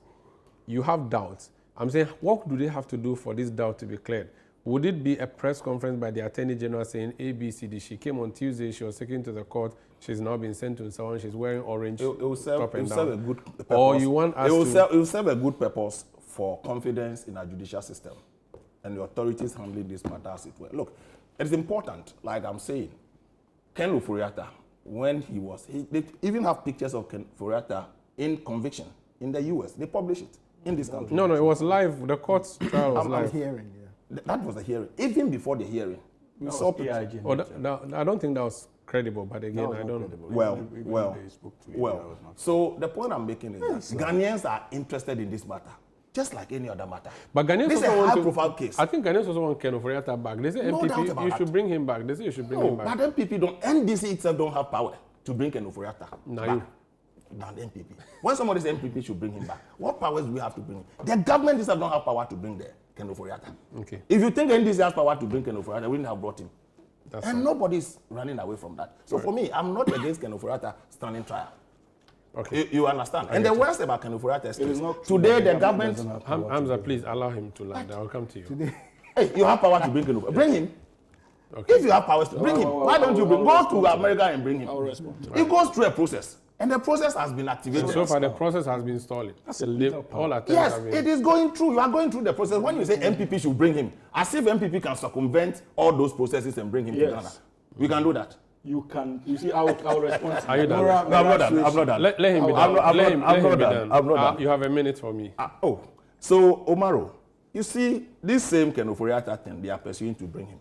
The basis of his extradition is on the charge by the OSP. Now the OSP is in court with the AG that all criminal prosecutions must emanate from the AG.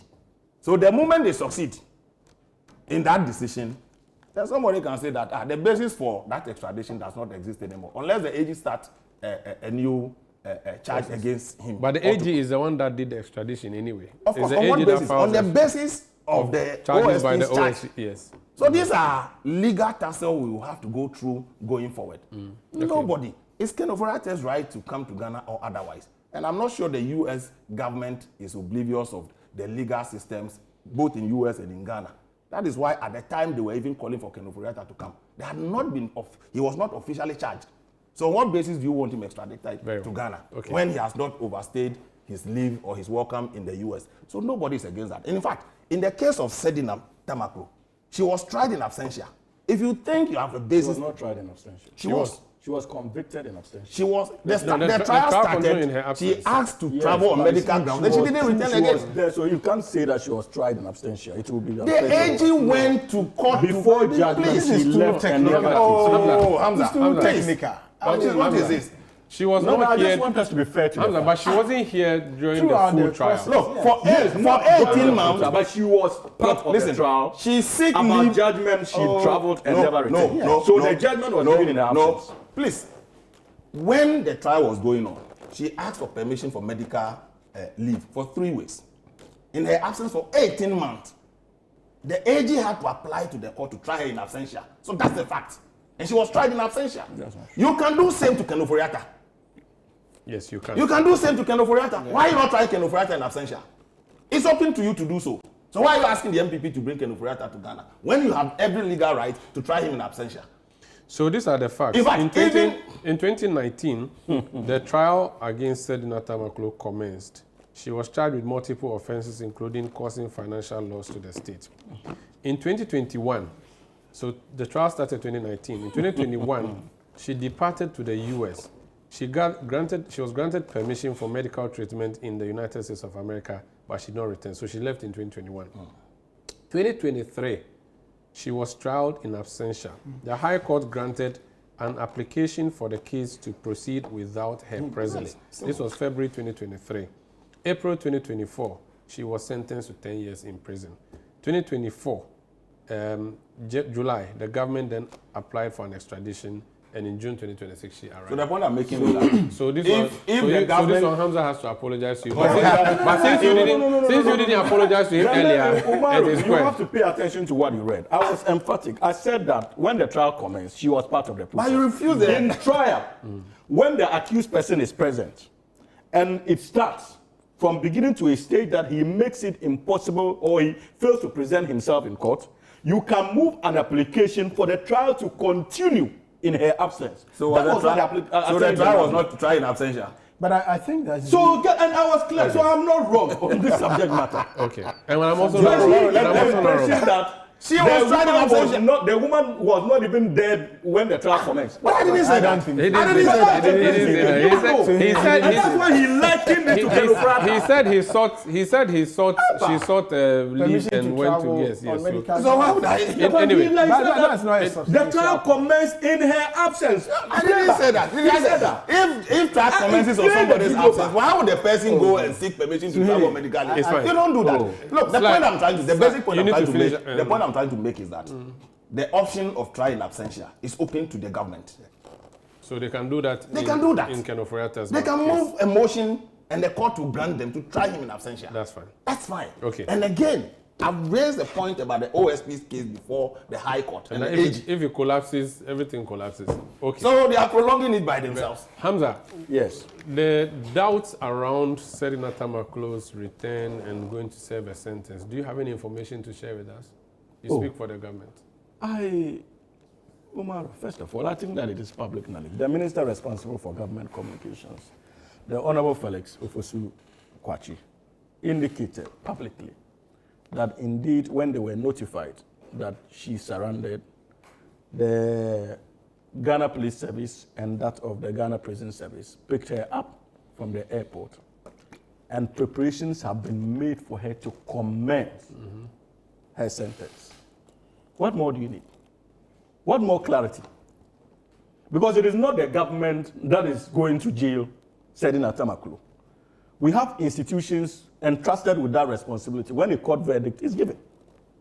And the minister responsible for government communications, his responsibility is to communicate to the Ghanaian people in terms of the steps that have been taken so far. And he has done so.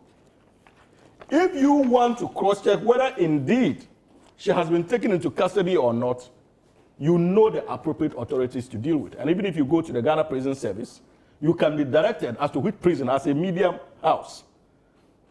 And even if not to see her, but the logbook in terms of those they have, I'm sure that you can have access to that kind of information. So we should not create the impression as though that it was the responsibility of President Mahama and his appointees to just wake up on a beautiful morning and carry her to Nsawam or wherever we want her to be. Government has been quite clear on this subject matter, and that information has been made public. Umaru, you see, you asked my brother one fundamental question about Kenofrata when you likened the Sedinam issue to Ken. You indicated that what is happening in the case of Kenofrata, and he said that government, even the NDC government has no power to bring Kenofrata. The NDC government is clothed with legal authority to engage the United States of America, as far as our international laws are concerned, to bring Ken Ofriatta back. That is power. What the discussion would center on is at every step how governments are committed to that power. Exercise it. And as political parties, it is not every solution, especially when it comes to issues of accountability, that must be rooted in legal accountability. Sometimes political principles requires that even though you may be challenged in terms of legality, you also invoke your own personal political principles to ensure that people are brought back to face the rigors of the law. Let me give you an example. If the political party is a serious political party, if the NPP is a serious political party and is concerned about its brand, it should be working behind the scenes to get Ken Ofori-Atta to come and face through force or begging. No, that's what I'm saying. It should be working. It's engagement. You think that government did not engage? What's his name? Sedina Tamakloe. Who engaged you? Your own government started the processes, and so you have not been following the case. We did not engage here. We wrote for the extradition. No, you even started court processes in court. But beyond that, the Attorney General, you've not worked at that office, so maybe you may not know. Was talking to Sedina. They were also engaging her lawyers about the possibility of accepting to come in. When this government came into office, we got the signal, somewhere in April or so, that she has decided not to fight the extradition again, and she was willing to surrender, and were notified by the United States. And today she's in the country. And that's why I'm telling you that it's not, you don't resolve all problems with just legal application of legal rules. And even the attorney, these are some of the thinking that gave birth. That birthed even laws like the plea bargain we just spoke about. The one you said is MPP law. You can make engagements The one you behind said the is scene. MPP law. It was passed in 2022. So That's don't try to. He said he supported you. Don't try to behave as if you can. You want him more than your own life. Go get him. him. NDC, you want him more than your own life. See, he's not interested in the man being here. No, I'm inclined to be on his side. What are you talking about? That MPP, what can they do? What should No, they- but I've just told you what they can do. No, but In that, if you are Can worried you about imagine your that? brand, Umaru, you can pretend as much as you want. Please, Other let's former get serious. appointees Let's get serious of the on this NPP matter. administration are here in this country, facing accountability.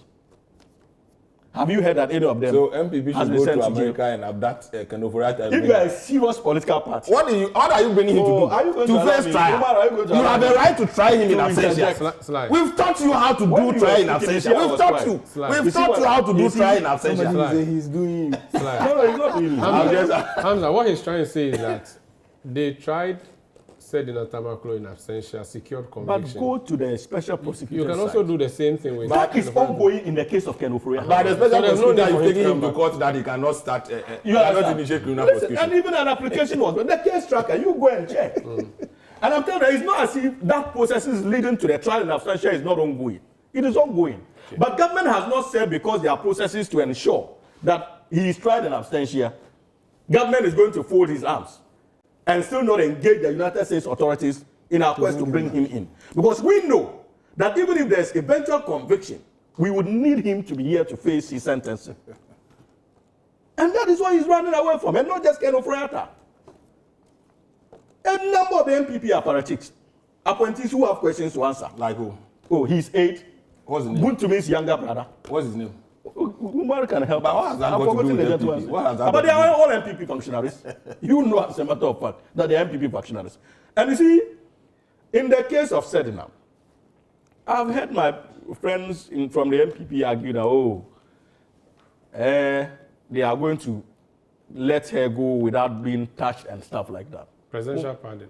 Oh no, that cannot happen in the case. I can guarantee you. She won't get presidential pardon. Absolutely not. Oh, why? No, you see. But she's entitled. No, she's entitled to, but I don't see that happening, largely because, first of all, you need to understand the government is not blind to the political implication of such a pardon. This government is not blind to it. Secondly, we are dealing with a president and government who, since '92, have had the moral courage to allow even his own appointees go through the judicial process and ended in prison. The unfortunate spectacle of the likes of Honorable Abu Gapili. President Mahama presided over that. But President Kufuor did same. President Mahama presided was over minister. that. President Kufuor. Oh, he was not a member of your party. He was a member, as a minister. No. He was a minister. What are you but he talking was about? not a member of your party. You see? But these are facts. He was These a are minister, facts. He but was he a was minister. a PNDC. He was A not a member. PNC. He was not a member. So he wasn't a member of the sacrificed. government. He was a minister at Are you President going to Kufuor's do this on government. this show? Why are you spoiling the show? I just for facts. I'm just giving you the facts. So don't make it no as if- single president since '92 has had the courage to I have his disagree appointee with you, and I will not allow from you the to same continue. party. What are you talking prison, about? Sent to prison. Has it happened? I'm saying that Malam Issa was a minister in President He was Kufuor's a member of the distinguished PMC. He was statement not that- a member of the MPP. What is he talking about? Malam Issa was Minister for Sports, but not a member. Kufuor was running an all-inclusive government. Was Abu Gapele tried as a member of the NDC or as a member of the government? Please. Sly. On the basis how of you the win general facts. secretary. Oh, no, but please, stop this. Stop disrupting. Sylvester. I'm not disrupting. Sylvester. Omar, I'm asking you. Was Abu Gapele tried because he's a member of the NDC? Hamza, Or you- he was You, tried the because he was a MPP member of the people government? don't count you as one of them. So, I but you think that He the was Bawumia faction, they count him as he one was of them? their MP. Look at this guy. Oh, but he himself knows that they don't But he consider was- him. look My Sly is a pro Bawumia. Before they didn't go to his mother's funeral. It's not just that. He himself knows they are not even supporting him in his general secretary quest. So don't stress yourself. So you are saying that he and this man are very similar? Omaru. You are saying that the two of them are very similar? Very in similar. Omaru. But this is They Omaru. belong to the same Omaru. school. No, this is Omaru. But can't you see that This is they unfair. are all from the Suhail, he's Whoopi in spirit. He is a former member of But Parliament. MPP in Former fiscal deputy minister. Okay, wait. Let's get back to Let the fact No, but let me make my point. Let the fact Hamza, Abu Gapele was not tried because he's a member of the NDC. let me He was make my tried point. because he was appointee of the Omar, government. can you Okay. put So- this sorry, sorry.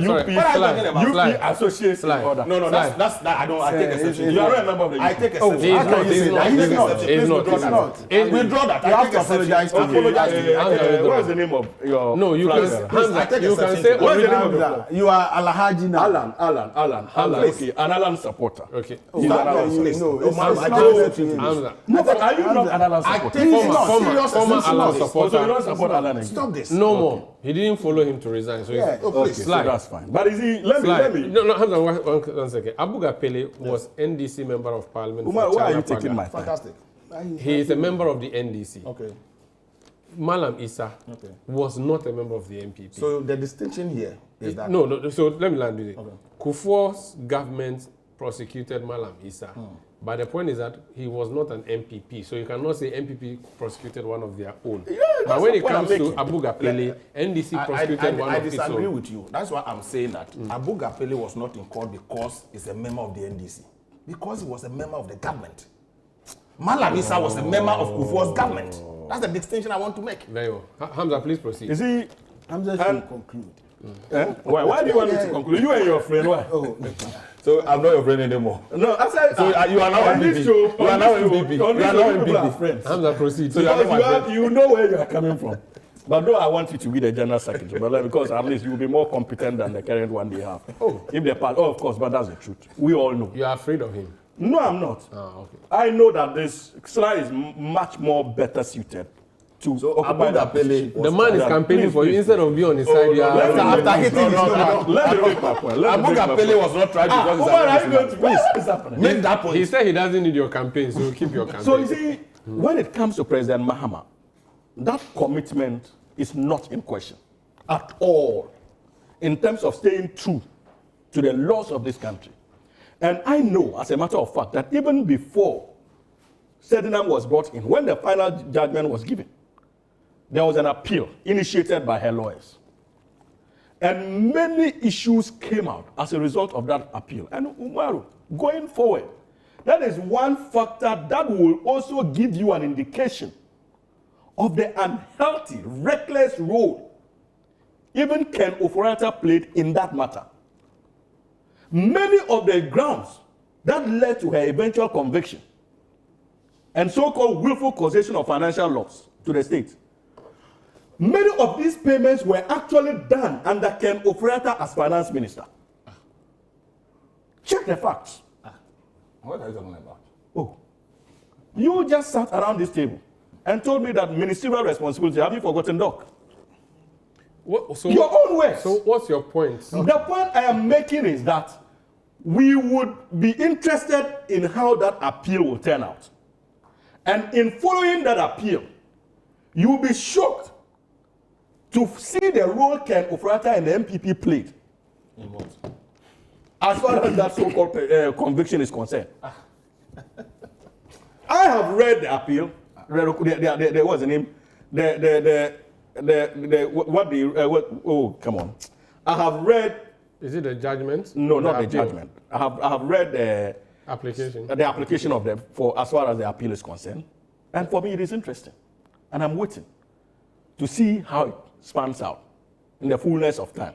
But I'm simply telling you that if the law is anything to go by, many more issues will come up that will require, even if the appeal court decides to uphold the decision of the lower court, it will create an avenue for many others to be brought in line with that particular ruling to answer for questions. That's good. And one such character, once again, will be Ken Oforiatta. But for us in the National Democratic Congress, what we are waiting to see is how other officials of state are brought down to face justice, like Ken Oforiatta. It is important.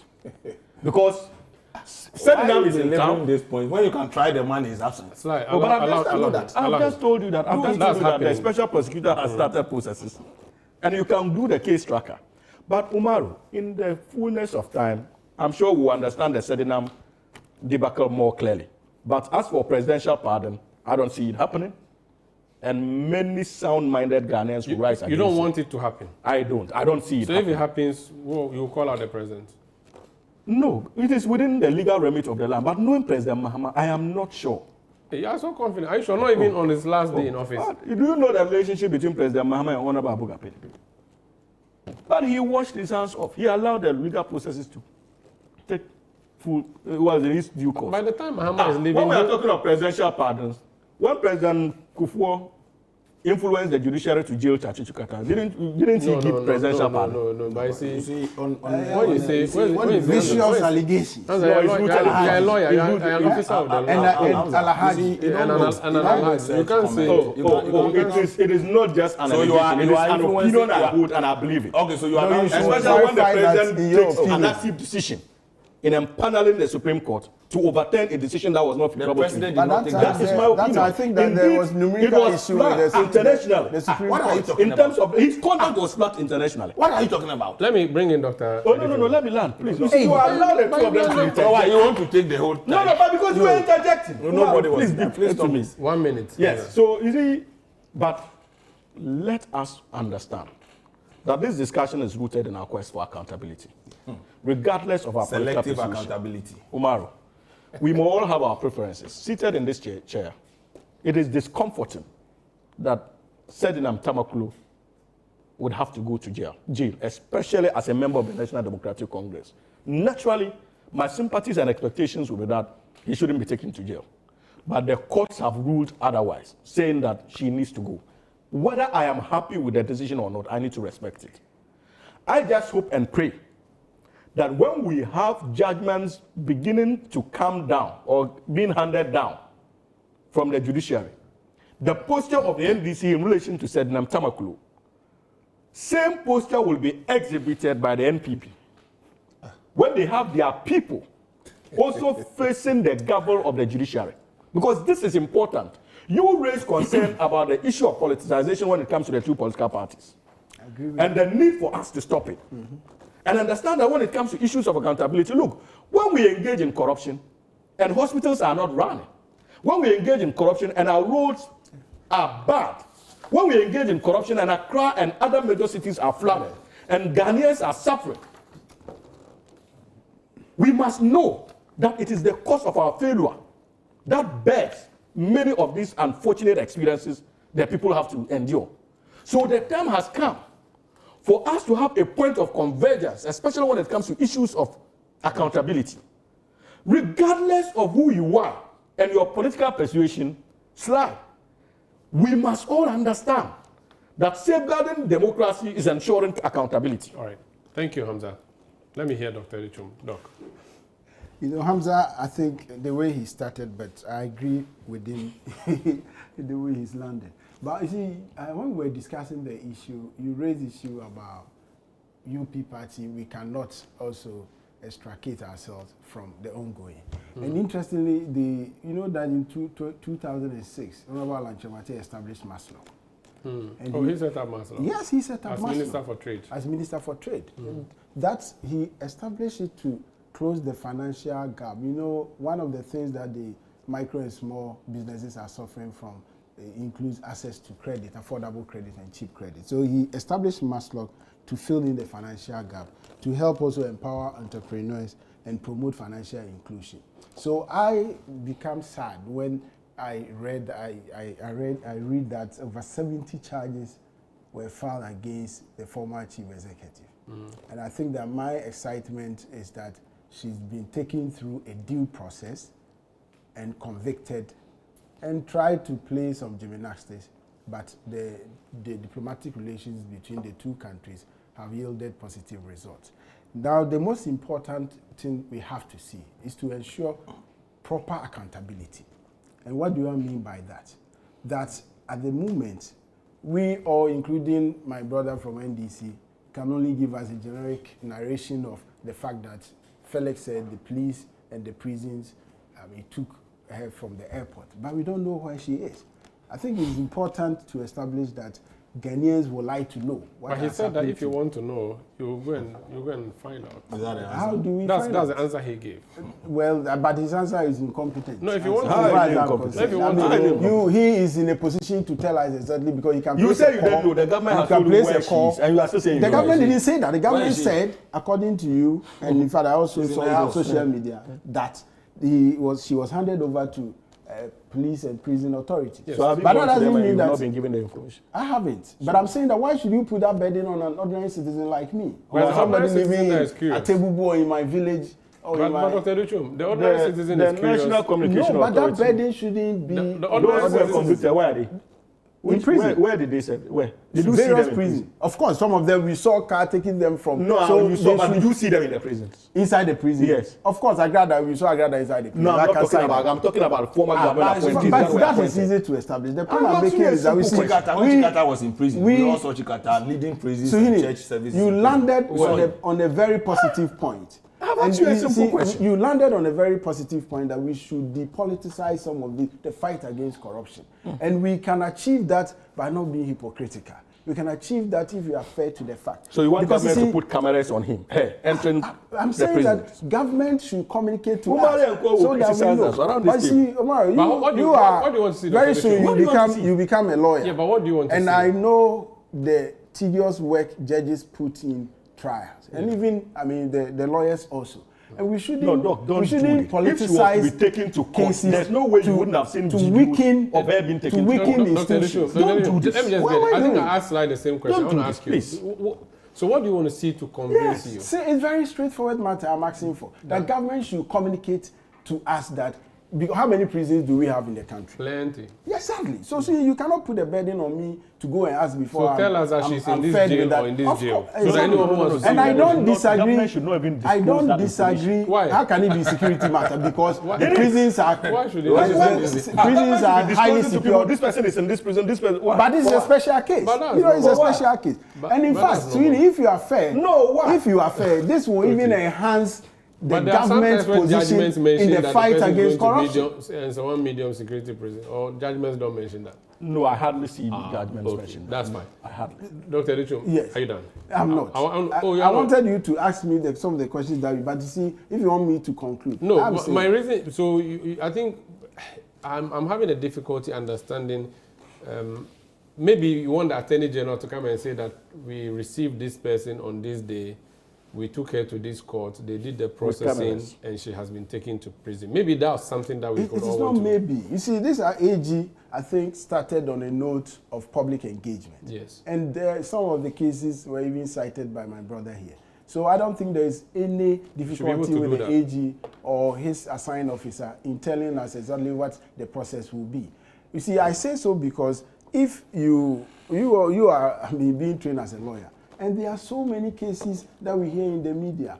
An ordinary person who has tried to, dupe somebody for a peanut of, let's say, 5,000 cedis being sent into prison for a number of years. So if somebody has been found guilty of over 70 charges, I think that is very serious. And the fact that most entrepreneurs and micro business owners are still struggling to have access to credit, which has been established by a noble man of the land and is being politically abused, I think we have to take it very serious. Okay. And that's the point I'm establishing. This I'm is- not being political like... No, like two but you friends. see, and I asked you a simple question. You want cameras to be on Sedina. Whichever In means prison. will communicate And I that made the point, no. to You see, convince that Ghanaians is- that is- you see, indeed sometimes you the undermine fight against people's corruption fundamental human rights is being Look, taken if she was serious. being taken from the airport to the court, we wouldn't have been able to manage the situation because Umaru and his colleagues would have been there with their cameras. We see it on a daily basis. But how many media? Please, if that happens, you don't say that it is government that has brought that to light. We can only see her entering the car. Ask the Black Maria. Exactly. But that can be communicated. You don't. This is not the first but time. to see first, Sanda, we need to establish that this is a case of public interest. You understand? This guy is a case of public interest. They couldn't for 8 years. But did you bring her in? But which people brought her? Sanda, You didn't even know she's coming. You knew it, you kept quiet until the US embassy disclosed that you were in court where? In the United States, fighting her. She signaled that she was not willing and communicated to the State Department that she wouldn't come. And they formally surprised that they should also communicate to us. On the Kenofriata, that process extradition. started an MPP. You don't just make a request for extradition and the next day they put the person on the flight. So when you say we couldn't do it, it goes through the process. I want to make a small point. I want to make a small point. I'm saying that Kenofriata, nobody's against the request for extradition. Nobody's and I ask you a simple question. Now the MPP should go and bring in prison before you believe that she's in prison. We don't believe she's in prison. But you cannot even testify to that. So you can. But I was. I can't testify to what? That where she is. But she is in prison. Sanda. Which prison? Sanda. That is what the name. So you don't know. Service. You don't know which prison she is. But it is not in my interest to know which prison she is in. Oh, really? The two have had we want to know extensive discussion on Kenofriata's issues. Yes. And I had wanted to emphasize the point that the MPP cannot also abdicate itself of responsibility in engaging Kenofriata to come to Ghana and face trial. What can they do? Through moral suasion. I kept saying that because they plead with him, beg him, or whatever. But you see, the responsibility of MPP cuts both ways. When Wontumi and others were being arrested, they were there to support them, including members of parliament. Don't sit on the floor. Didn't you witness that? Including the minority leader who in our constitution is more or less a member of government when you're looking at the three arms of government. It's the leader of parliament. Of the leader of parliament, you understand? So I agree with Suhini. The MPP has a responsibility in this matter. But I disagree to the extent that, let me tell you something. With the issue of Wontumi and the rest that we lend support, Harry Naibiso even spoke against it. That the bail conditions the Yoko was imposing on people. But that is a different discussion. It's not a different discussion. When Wontumi was arrested, his first arrest, the bail conditions. You let him. So those were the things where you don't use bail condition as a punishment. That is a different discussion. It is not. It is. No, it's not. That's a different discussion. He mentioned Wontumi and the support the party lent to Wontumi. Yes, and that's I'm saying that we were lending the support. That should cease because if you think that you have no role to play in an individual's case against the state, I don't think you also have the same role to play in supporting him or mobilizing to support him. Thank you so much. And I know you don't do that, Sly, so don't defend that. When a state institution is using the bail condition to punish you, I'm supporting you. They don't use comradeship, they use patriotism. No, but for a state institution using bail conditions as a means of punishment to the extent that the leading member of cabinet is criticizing it. We have a reason to go against this is a big issue on ChannelOne TV and on 97.3. You see the beauty of the National Democratic Congress. In his chair, he's making reference to the minister responsible for education. That is the beauty of the NDC. We don't keep quiet and allow one man to drive the ship. Military you personnel. Can't say same under the president. You said. Hamza, military personnel on Wednesday, June 10, 2026, confronted some members of parliament, those belonging to the minority side, during an inspection visit to the Afari Military Hospital in the Ashanti region, after officials questioned the delegation's authority to enter the facility. I want to see this quick report and talk about it. The minority members on the committee, led by the ranking member, Dr. Nana Ayu Efire, are asking the government to fulfill its promise to Ghanaians by completing all abandoned health facilities before embarking on new projects. You are putting 70 billion to big push. Last year, 13.8 billion. This year, 30.8 billion. The whole Agenda 111 hospitals will take only 17 billion. If he wants to do it, he can do it. But talk about this place. They need almost about 200 million cities. You are spending big push billions. You can't have just about 50 million for the contractor to complete this project and then pay the rest in about 4 years. You would agree. A member of the committee was seen weeding portions of the overgrown facility during the inspection. This situation cannot continue. That is why Ghana government initiated this project with the intention of absorbing some of the overload on Komfanoche. Look at Afari. Afari will serve the northern part of Ghana, a bit of western north, and it will relieve Komfanoche of the enormous pressure. Several construction materials have been left exposed to harsh weather conditions, with bags of cement, caking, and other materials deteriorating after being abandoned on site. Cement, we could count over 100,000 bags of cement that have been left to cake. If you go behind there, a lot of iron rods, building materials, head pans, and everything that was needed for construction. The materials are going waste. Just as the MPs were leaving the facility, some military officers arrived and questioned their entry without prior permission.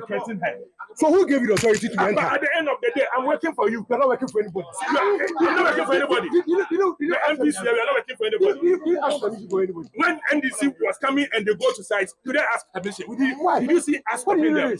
Member of Parliament for Achumomwebeja North and a member of the Parliament's Health Select Committee, Frank Yabua, described as unacceptable the government's failure to operationalize the Achumon-Kwahuma Municipal Hospital at Trede, constructed under the Agenda 111 program. Look at this doctor's bungalow, refrigerators, washing machine, everything, even bed sheet. Go to this room, you see the bed sheet. So what is preventing John Mahama, His Excellency, to just operationalize this facility for us for the benefit of people of Achumon-Kwahuma and Ghana? The clergy, traditional rulers, and residents are also mounting calls for the completion and operationalization of these facilities. Appealing to the president, please come to our aid. People are suffering. Come to our aid and complete it for us. Employ people, and this hospital will be operationalized. Very, very disappointed. It appears as Ghanaians, we are not angry enough. Getting into this room, seeing the television, seeing the freezers, seeing the cylinders, seeing the bed sheets, I can tell you that the NDC government is not doing us any good. The MPs proceeded to the 250-bed Sewua Hospital, which, when operational, will serve as the Ashanti Regional Hospital. And this was commissioned by the former president under the MPP. So it's supposed to be put to use. What is left was supposed to be the roads and then power. So for power and roads, we've been able to do everything. For you to bring power on, it shouldn't take us 1.5 years.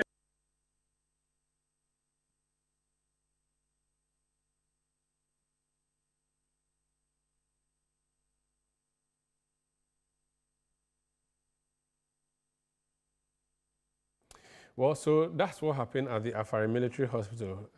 Sly, this looks like what happened in the past. When you were in office, UGMC Hospital was finished, you refused to open, we complained before finally you opened it. They are doing the same thing, and now your people are up in arms.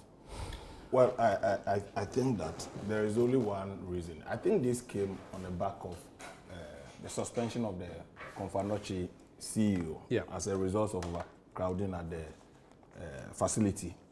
Then the awareness is created that we have these two facilities in Ashanti region that can really support health delivery in the area.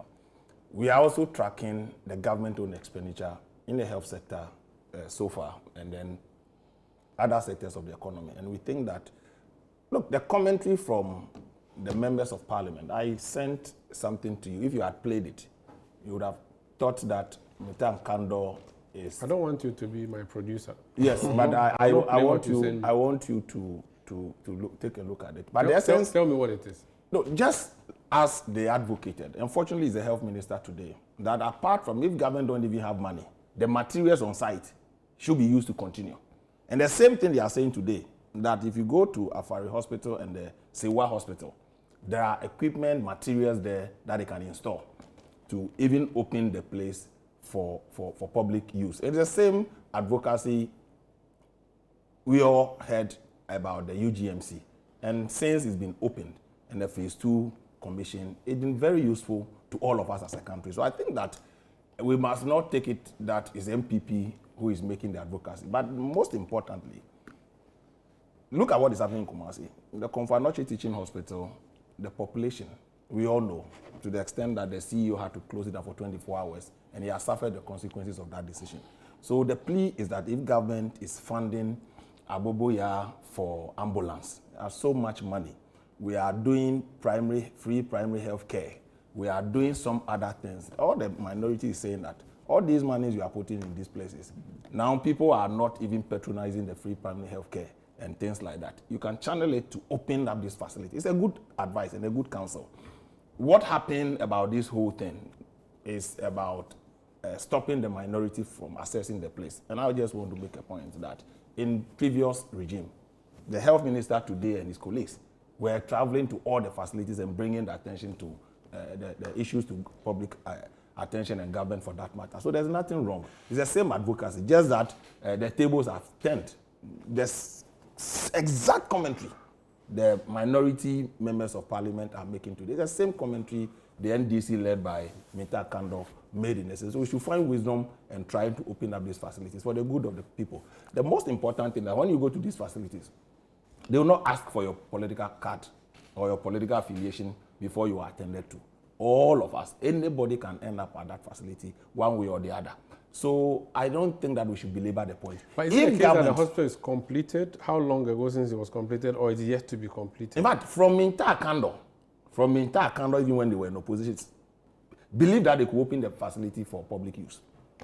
And now that you are in charge, if you believe that the hospital was ready and should be open for public use, just open it. You just open it.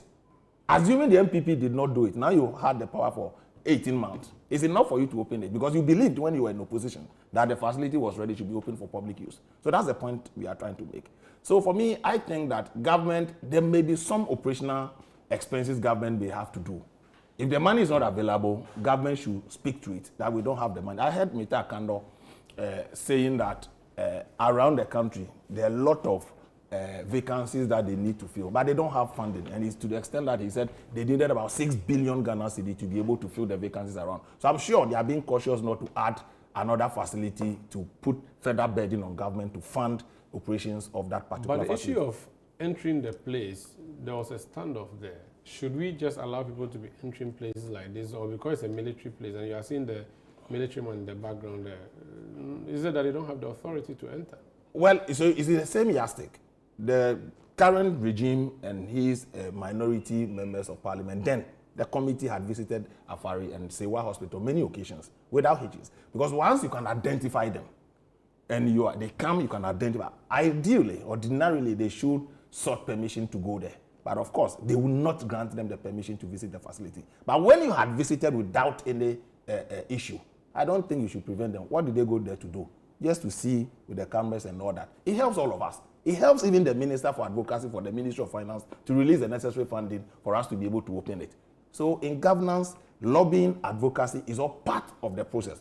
Because if the health minister is even asking for funding from the finance minister, this kind of pressure will even inform the finance minister to look for the funding to open the facility. So it goes to help him. So it even helps the government then? The president will see it? It helps everybody in the interest of the nation building. The same point they were making and the same point we are making today. To the extent that today, assuming Ayuefriye tomorrow assumes the reins as a health minister, and the same point he's making, and he stays in office for 1.5 years without opening Afari Hospital, how would you treat this? You said a double standard. Double standard. So that's the point I'm making. So I think that it is not about the NDC or about the MPP. It's about the good of our country. And I think if they will listen and open it, this issue leading to the suspension of the CEO will not happen. And obviously, it's in line with their own 24-hour. This is the best form of 24-hour economy. Such a facility will run 24 hours, just like Confanoche and others. And then we can create jobs for our people. They promise automatic recruitment of nurses and teachers. I believe this facility is open.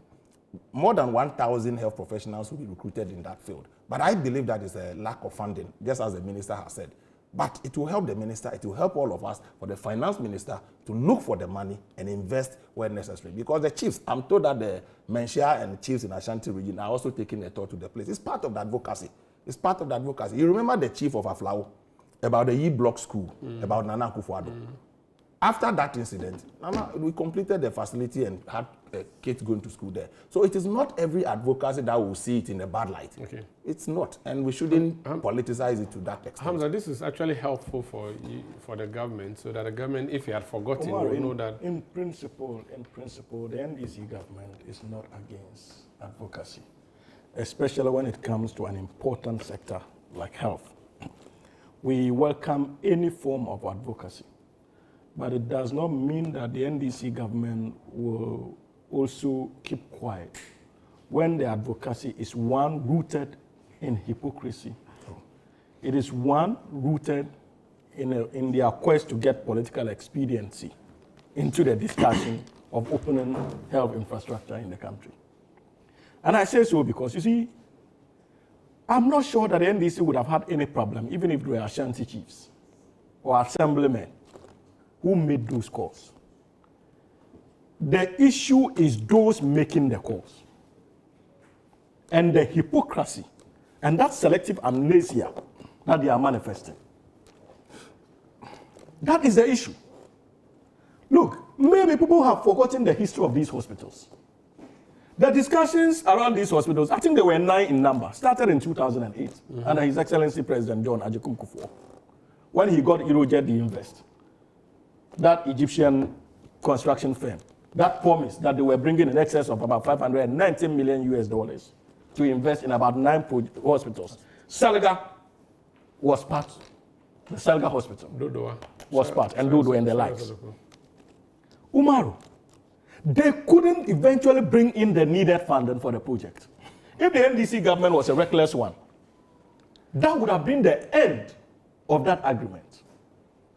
But His Excellency President Mills of blessed memory and Vice President John Dramani Mahama, then now President of the Republic of Ghana, took the matter up because we appreciated the relevance of health infrastructure to the good people of this country and proceeded to engage a consortium of banks. I think it was led by Barclays Bank and that of ABSA, that eventually agreed to be the financial backbone to roll out these hospitals.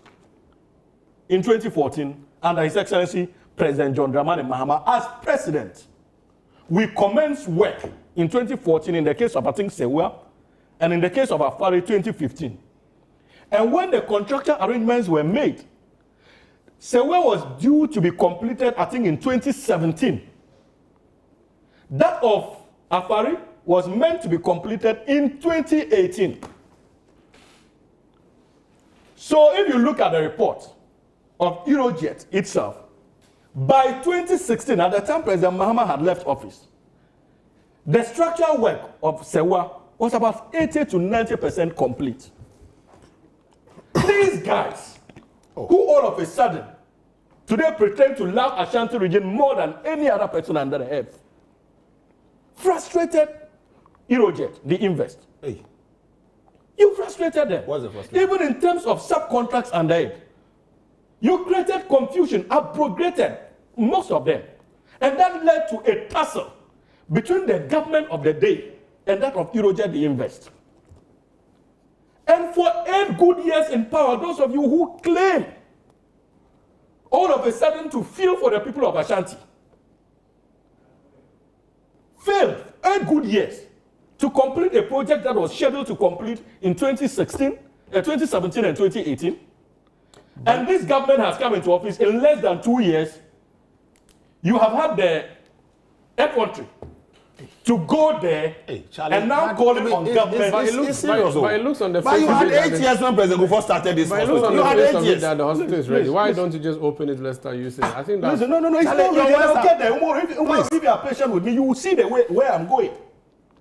It's not ready. I just gave you an incline that when President Kufuor even failed to take it up, we did. President Kufuor failed. Because when he signed the agreement, it didn't go far. When did he sign the agreement? In 2008. And when did we have the elections? Which elections? President But in 2008, but before President Kufuor exited, nothing was done. Did you see any commencement? Just like you did in the Gang of 4 that NDC inherited. But the Gang of 4 was GOG project. So get it right. Example, but it's still, I'm not saying it's not GOG It was a GOG project. Oh, why are you doing that on this show? Umaru. So this is the history. The NDC took it up, cleaned the mess around it, and got the project to commence in 2014 and 2015 respectively. So that was meant to be completed in 2017. Oh, don't from do this. 2008 to 2014, you were cleaning the mess. Which mess? Don't do this. I just gave you. You just told us that they couldn't get the money they had agreed with President Kufuor in $519 million because of the Arab Spring. We have to engage banks, and the history is there. It's because you don't read. Oh, but Charlie, your worst on this program is becoming. No, but that is a fact. Your flag bearer used to tell us that we don't like reading. It's unbecoming. I'm just quoting him. Please. Because if you read, you will know that these are the facts. So you don't slide. Because if you were reading, if you had read it, you would have appreciated that. I deliberately decided not to go on that tangent with you. But if you want to go to that tangent, I will tell you A to Z what you did in the last 8 years of those projects. You do. Please, what is this? You are allowed to. What is this? You are allowed to do that. And Umaru, you see, you were shouting. Akamba was shouting as a ranking member that we should open the hospital when we were. Why are you not opening the hospital for 18 months? I'm going to allow you to disrupt. Please. In 2016, 17. Why is the hospital not opening? I am getting there, please. I don't have time a lot. No. But you are allowing him to interject me. It doesn't mean that. They are stopped. Yeah, so please. First of all, when we came into office in 2025, their own deputy ranking on finance 2 days ago, Nanado had commissioned the Afari Hospital on the 5th or so of January 2025, before the swearing in of His Excellency President Mahama. And this was a statement that was issued because he said that it was completed. There were no staff there. You have shown the video. Even the equipment they are making references to, the fridges, are they connected? Are they not standing still in their boxes? Yeah. They were engaged in procurement politics. Mind you, and that is not the hospitals alone. Go to Wejagbawe. There are schools that are not completed. But procurement needs for all those schools. The procurements were dumped in those school infrastructure when the schools are not completed and the goods are rotting away. And this is something you should take up as a media house. These guys were interested in procurement policy. So the fact that you have seen fridges and beds there does not mean that the facility was completed. Their own deputy ranking has agreed with us 2 days ago that those facilities were not completed. The contractor had said, look, listen to the statement they issued. And they said that the recent commission of the 250-bed Ashanti Regional Hospital in Sewua, this by President Nana Dankwa Akufo-Addo on Saturday, 4th January 2025, raises serious concerns regarding legal and contractual obligations. While we acknowledge the importance of healthcare infrastructure in the Ashanti region, we must firmly state that the commissioning of the 250-bed facility regional hospital was conducted in direct violation of the terms of our contract. That is the company, and it proceeded. It is important to stress that Eurojet, the Invest SE, has not yet received full payment for the construction of the hospital. Furthermore, the project remains incomplete. So the hospital is incomplete. And has not yet been officially handed over. So it's not for government yet? Yes. It is not for government yet. Okay. But because they were interested in the procurement politics, what they could get to line their pockets, in line with their agenda of running down the economy of this country, only to line their pockets, they were interested in the procurement aspect of it. But the structural requirements, the essential ingredients to get the hospital to work, was not done. Thank you, Hamza. Man, even the Ashanti Hiri, in 2024, when Okoboy was appointed Minister of State, and he visited him, the Ashanti Hiri had cause to complain about the state of these hospitals. And we have come into office, and we have said that, look, this is what we have come to meet.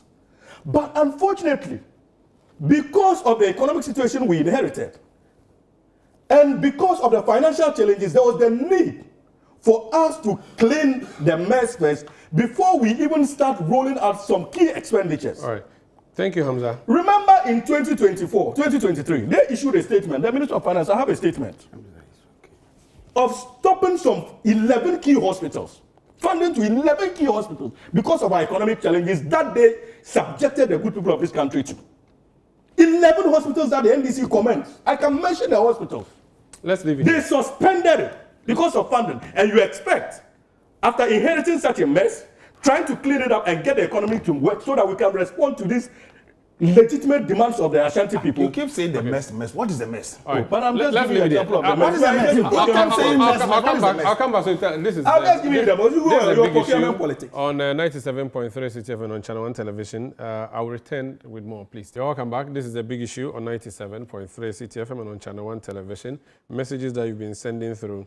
Jones Adboinla says, good morning, Umaru. As much as I support plea bargaining in the case of Wontumi, who was praised and supported by Akufo-Addo to cause such a huge devastation to the environment, must be allowed to serve his term in jail as a deterrent to others who continue to destroy our forests. In the case of Sedina, all I can say is that the law is the law. Whatever it takes for Ken Ofori-Atta to follow must quickly be done with alacrity. So that's Jones Adboinla.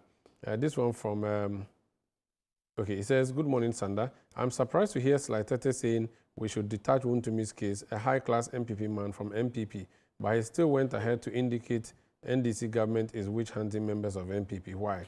Is Wontumi an ordinary Ghanaian and above the law, hence his entity or himself can enter a banned enclave and as well go for government loan without paying back? Accountability and the law must be obeyed. Did he indicate his interest in the chairmanship race of MPP? Sly and the MPP should give us a big break. That's Papa BCU in Spintex, Accra. This one says, I'm Eben from Kwabenya. The micro-minority MPP are a disgrace to Ashanti region and the nation as well. 8 years in power, they weren't able to ask former president to complete Afari Hospital that was started in 2014, but had the guts to go there in 18 months of a new government to complain to who? They should bow their heads in shame. Their disappointment to our body politics. That's, it says, greetings to Honorable Julius Deborah, Chief of Staff, Honorable Peter Kwesi Mensah of Tema Shipyard, and Honorable MC for Agboba, or Agbo. Honorable MC Agbo of Gan East. Okay. Mr. Sly has forgotten that the same military who prevented Honorable Akando and others from entering Afari in 2019 are the same guards preventing the current minority from entering the military facility. That's Kojo from Peki. This one says, good morning. I'm Okay from Bantama in the Sene West district. Oh, we have Bantama in Sene West. Okay. It is important for all of us to note that when discussing hospitals, completion goes beyond the fiscal building. A health facility can only be considered fully completed when medical equipment, fixtures, fittings, and other essential operational components have been installed. Reports indicate that approximately 2 billion cedis out of the 2.2 billion cedis project cost of the Afari Hospital had already been paid by the time President Akufo-Addo left office. The remaining balance is about 200 million cedis, which the current government must settle to facilitate full completion and operationalization. Opari Sohum, whose nickname is Still Maintain GFK, says, I'm sad for Ghana as citizens because of this NDC government attitude. Everyone is afraid, including military personnel, blocking the minority MPPs from Afari Hospital. This government has abandoned. Lord have mercy on Ghanaians. This one says, this NDC government lied to Ghanaians 2024 because of power. They needed new things. They needed now things are expensive more than MPP regime. 2028 will vote for Dr. Baumia and MPP. Greetings to Jerry Osepoku, Eastern Regional Organizer, incoming Eastern Regional Youth Organizer, and Dr. Apim Daku, next to whom chairman. People are using the thing to do small propaganda. Let me come to Dr. Duchum. Doc. I thought you were giving me a quick... but you have spoken. You have spoken already. Unless you want me to have a right of we have a few minutes. So yes, I'll come back to you. Let Dr. Yes. go. Sanda, first of all, in my view, shows the way we have run our country down. And you cited cases where, because Sly is speaking this way, and because he's in opposition, and Suhini, same because he's in government. I check, and my information is that the civil works is about 97% completed. The hospital. The hospital. By installation is just 5% done. This reinforces the point that we have to depoliticize the way we run institutions. Else, we learn to institutional incompetence. In my view, we should be more proactive because health is a very important factor, and health infrastructure is something that we shouldn't joke with. The way forward is that for President Mahama under a big push program, because essentially it's focused on infrastructure development, to more or less ring-fence some financing, to do what we are describing during our campaign, and that in the Great Transformational Plan, PPP, whereby we can invite private sector financing to collaborate with public sector financing. Because I checked, we owe about $85 million on the 2 projects to the contractors. And I have had opportunity to work in some projects on behalf of private sector contractors where they've also borrowed money from institutions. So they cannot allow you access if even the public would like to circumvent and complete the project. So we need to engage the contractors and negotiate a way out with them so that we can complete the project and commission it for use by Ghanaians. The banter between the 2 parties will continue.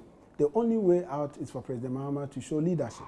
I think this is one of too many infrastructure projects that we've abandoned. Are you suggesting that he's not showing leadership? No, I'm saying that he should in this case because I think it's beyond the health minister. And the health minister has shown his frustration that he needs money. Where can he get the money from? Unless the president shows direction. And if you look at the financing scheme behind the big push, I think it has more liquidity to back completion of these projects. And we make an appeal to the government, and the leader of government is President Mahama, that he should personally take on board this. Not only that, I can assure you that he needs no appeal. He's something he's already focused on, including the agenda 111. He is. No, but you see, we need to also prioritize because you see this. You have, and if you read the brief on the 2 hospitals, there have been financial losses because currently, you know, when you buy equipment, especially medical equipment, you have warranties, and we've lost the warranty. What it means is that when you open the box and you try to install and it doesn't work, you cannot go to the manufacturer for compensation. And you see, we don't run our private businesses like that. We don't run our private clinics. We don't run our private businesses like that. It's the same thinking that Sanda and many Ghanaians, we are advocating for an enterprise economy.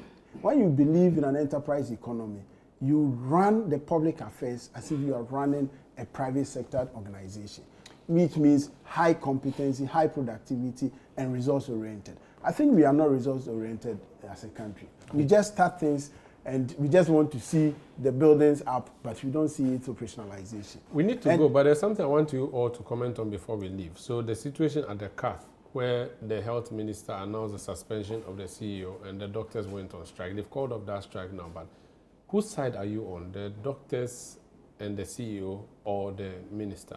Personally, I'm not on any side, but I find it as a classical case. You know, this is a very simple matter. Leadership is about doing things differently. And I was disappointed in the CEO, and I was also disappointed in the health minister, because people were saying, oh, but if you had not stopped access to the place was built to take about, I think, 17 people, now taking over 3 times of that. But in my view, the chief executive of Confanachi had no business closing the center without any roadmap. You understand? What I felt he should have done is immediately screen the ecosystem within the geographical location and see where we can support other hospitals to take emergency cases. Okay. You don't just do your job as if you sit down and push pen and paper. You have to be innovative as a leader of a state institution. And I was disappointed because, Umaru, this one, you don't need an MBA from a business school to implement that. Which hospitals are close by, let's say, 5 minutes drive, so that when you get signal, the ambulance is coming, you direct the ambulance there. You don't close the center and leave patients to go and die. Thank you. Hamza, CEO. I think I agree with him partially because, you see, when I also heard the news, I was hugely disappointed in the chief executive officer. If you notice, even outside the borders of this country, we have had situations where in emergency situations, makeshift camps are created, even around within hospital premises for people to be attended to. So when I also heard it, I was disappointed. But you see, what saddened my heart was a reaction that greeted the decision of the government to suspend him. Look, the chief executive officer, whichever way you look at it, is an appointee of government, just like even a minister of state or chief executive of a state institution. If the government or presidency feels that you are not living up to expectation and your actions are injurious to the good people of this country, it is within their legal right and power, democratic power, to ask you to proceed on leave. And I think that when such things are done in the name of the citizens also ought to respect it, because that is the only way you can get some semblance of efficiency when it comes to running our state institutions. Mind you, when people are appointed and they go to institutions, a relationship naturally will occur between them and their subordinates. if we are to take government policy decisions based on those relationships, these subordinates will naturally come out to protect their bosses. But it does not mean that it should tie government hands. Okay. And that is why, for me, rather than condemning the Minister of Health, I was excited when he had the balls to take that decision. And that is how we can take this country out of this mediocrity when it comes to public service. People must account for their actions. I disagree to a large extent with the position of suspending the CEO. Because don't forget, you have a regional director of health, and then you have a regional minister who oversees and coordinates all this. But and he took all those decisions without recourse to them. You see, so that's the reason why to close the facility, continuous use of the facility at that level also constitutes a health risk to patients and how do we call it, professionals alike. So don't make it look like he's tired, close the place and go home. There are ongoing cases there, emergency cases. I say, look, suspend it for 24 hours and let's clear up the place. The consultation is what I don't know to which extent it went to. To the extent that even Kolebu, all the facilities in Accra, there are many occasions you go there, they tell you no bed, they will turn you away. So it's not peculiar to Komfanoche. And I see the politics more about this because this has risen the concerns about Afari and the rest. And the government is hiding quietly, nobody is talking about it. You've gone to close Komfanoche for 24 hours. It has risen all these cases. That's what the government is not happy about. Not because the decision the person took is what they are fighting, but the embarrassment the government is suffering today. That is what the double standard by the minister himself when he was in opposition. That is what they are fighting by suspending the CEO. That is why the health professionals themselves, they've gone on strike in support of their CEO. Because they themselves might have brought the concerns to the chief executive as it were. So what Akando did was pure political, not administrative, not in the interest of anybody, but except his NDC government and himself. Chako Mochum, thank you. So what you have done is in the interest of the So that's Sylvester. Your decision to go after him is in the interest of the I'm signing out my show. Okay. So that's Hamza Suhini. Umaru, the disruptive. He needs to give the minister responsible for health some credit. Okay. Minister for we're ending here. Yeah? Minister for Akando. For what? Okay. You see, you are only you are not happy with when 2 years ago, the man was there that is opening the facility. That has been the biggest. What was he doing? He wasn't the same advocacy. And on 97.3 CTFM, Alhaji Hamza Suhini, who was supposed to have repented, but well, he's been doing a lot of things this morning. Member of the NDC communication team, is a lawyer. Sly Tete is a former member of parliament for Botiano English Amanfum. I couldn't get to tease him that he ran away from Ningo Prampram after Sam George beat him plenty times. But now that I'm signing out, I think I have done it. Okay, fine. You were deputy minister for what? Yes, I remember that. And then Dr. Nana Yao Educhum is head of research with the UP.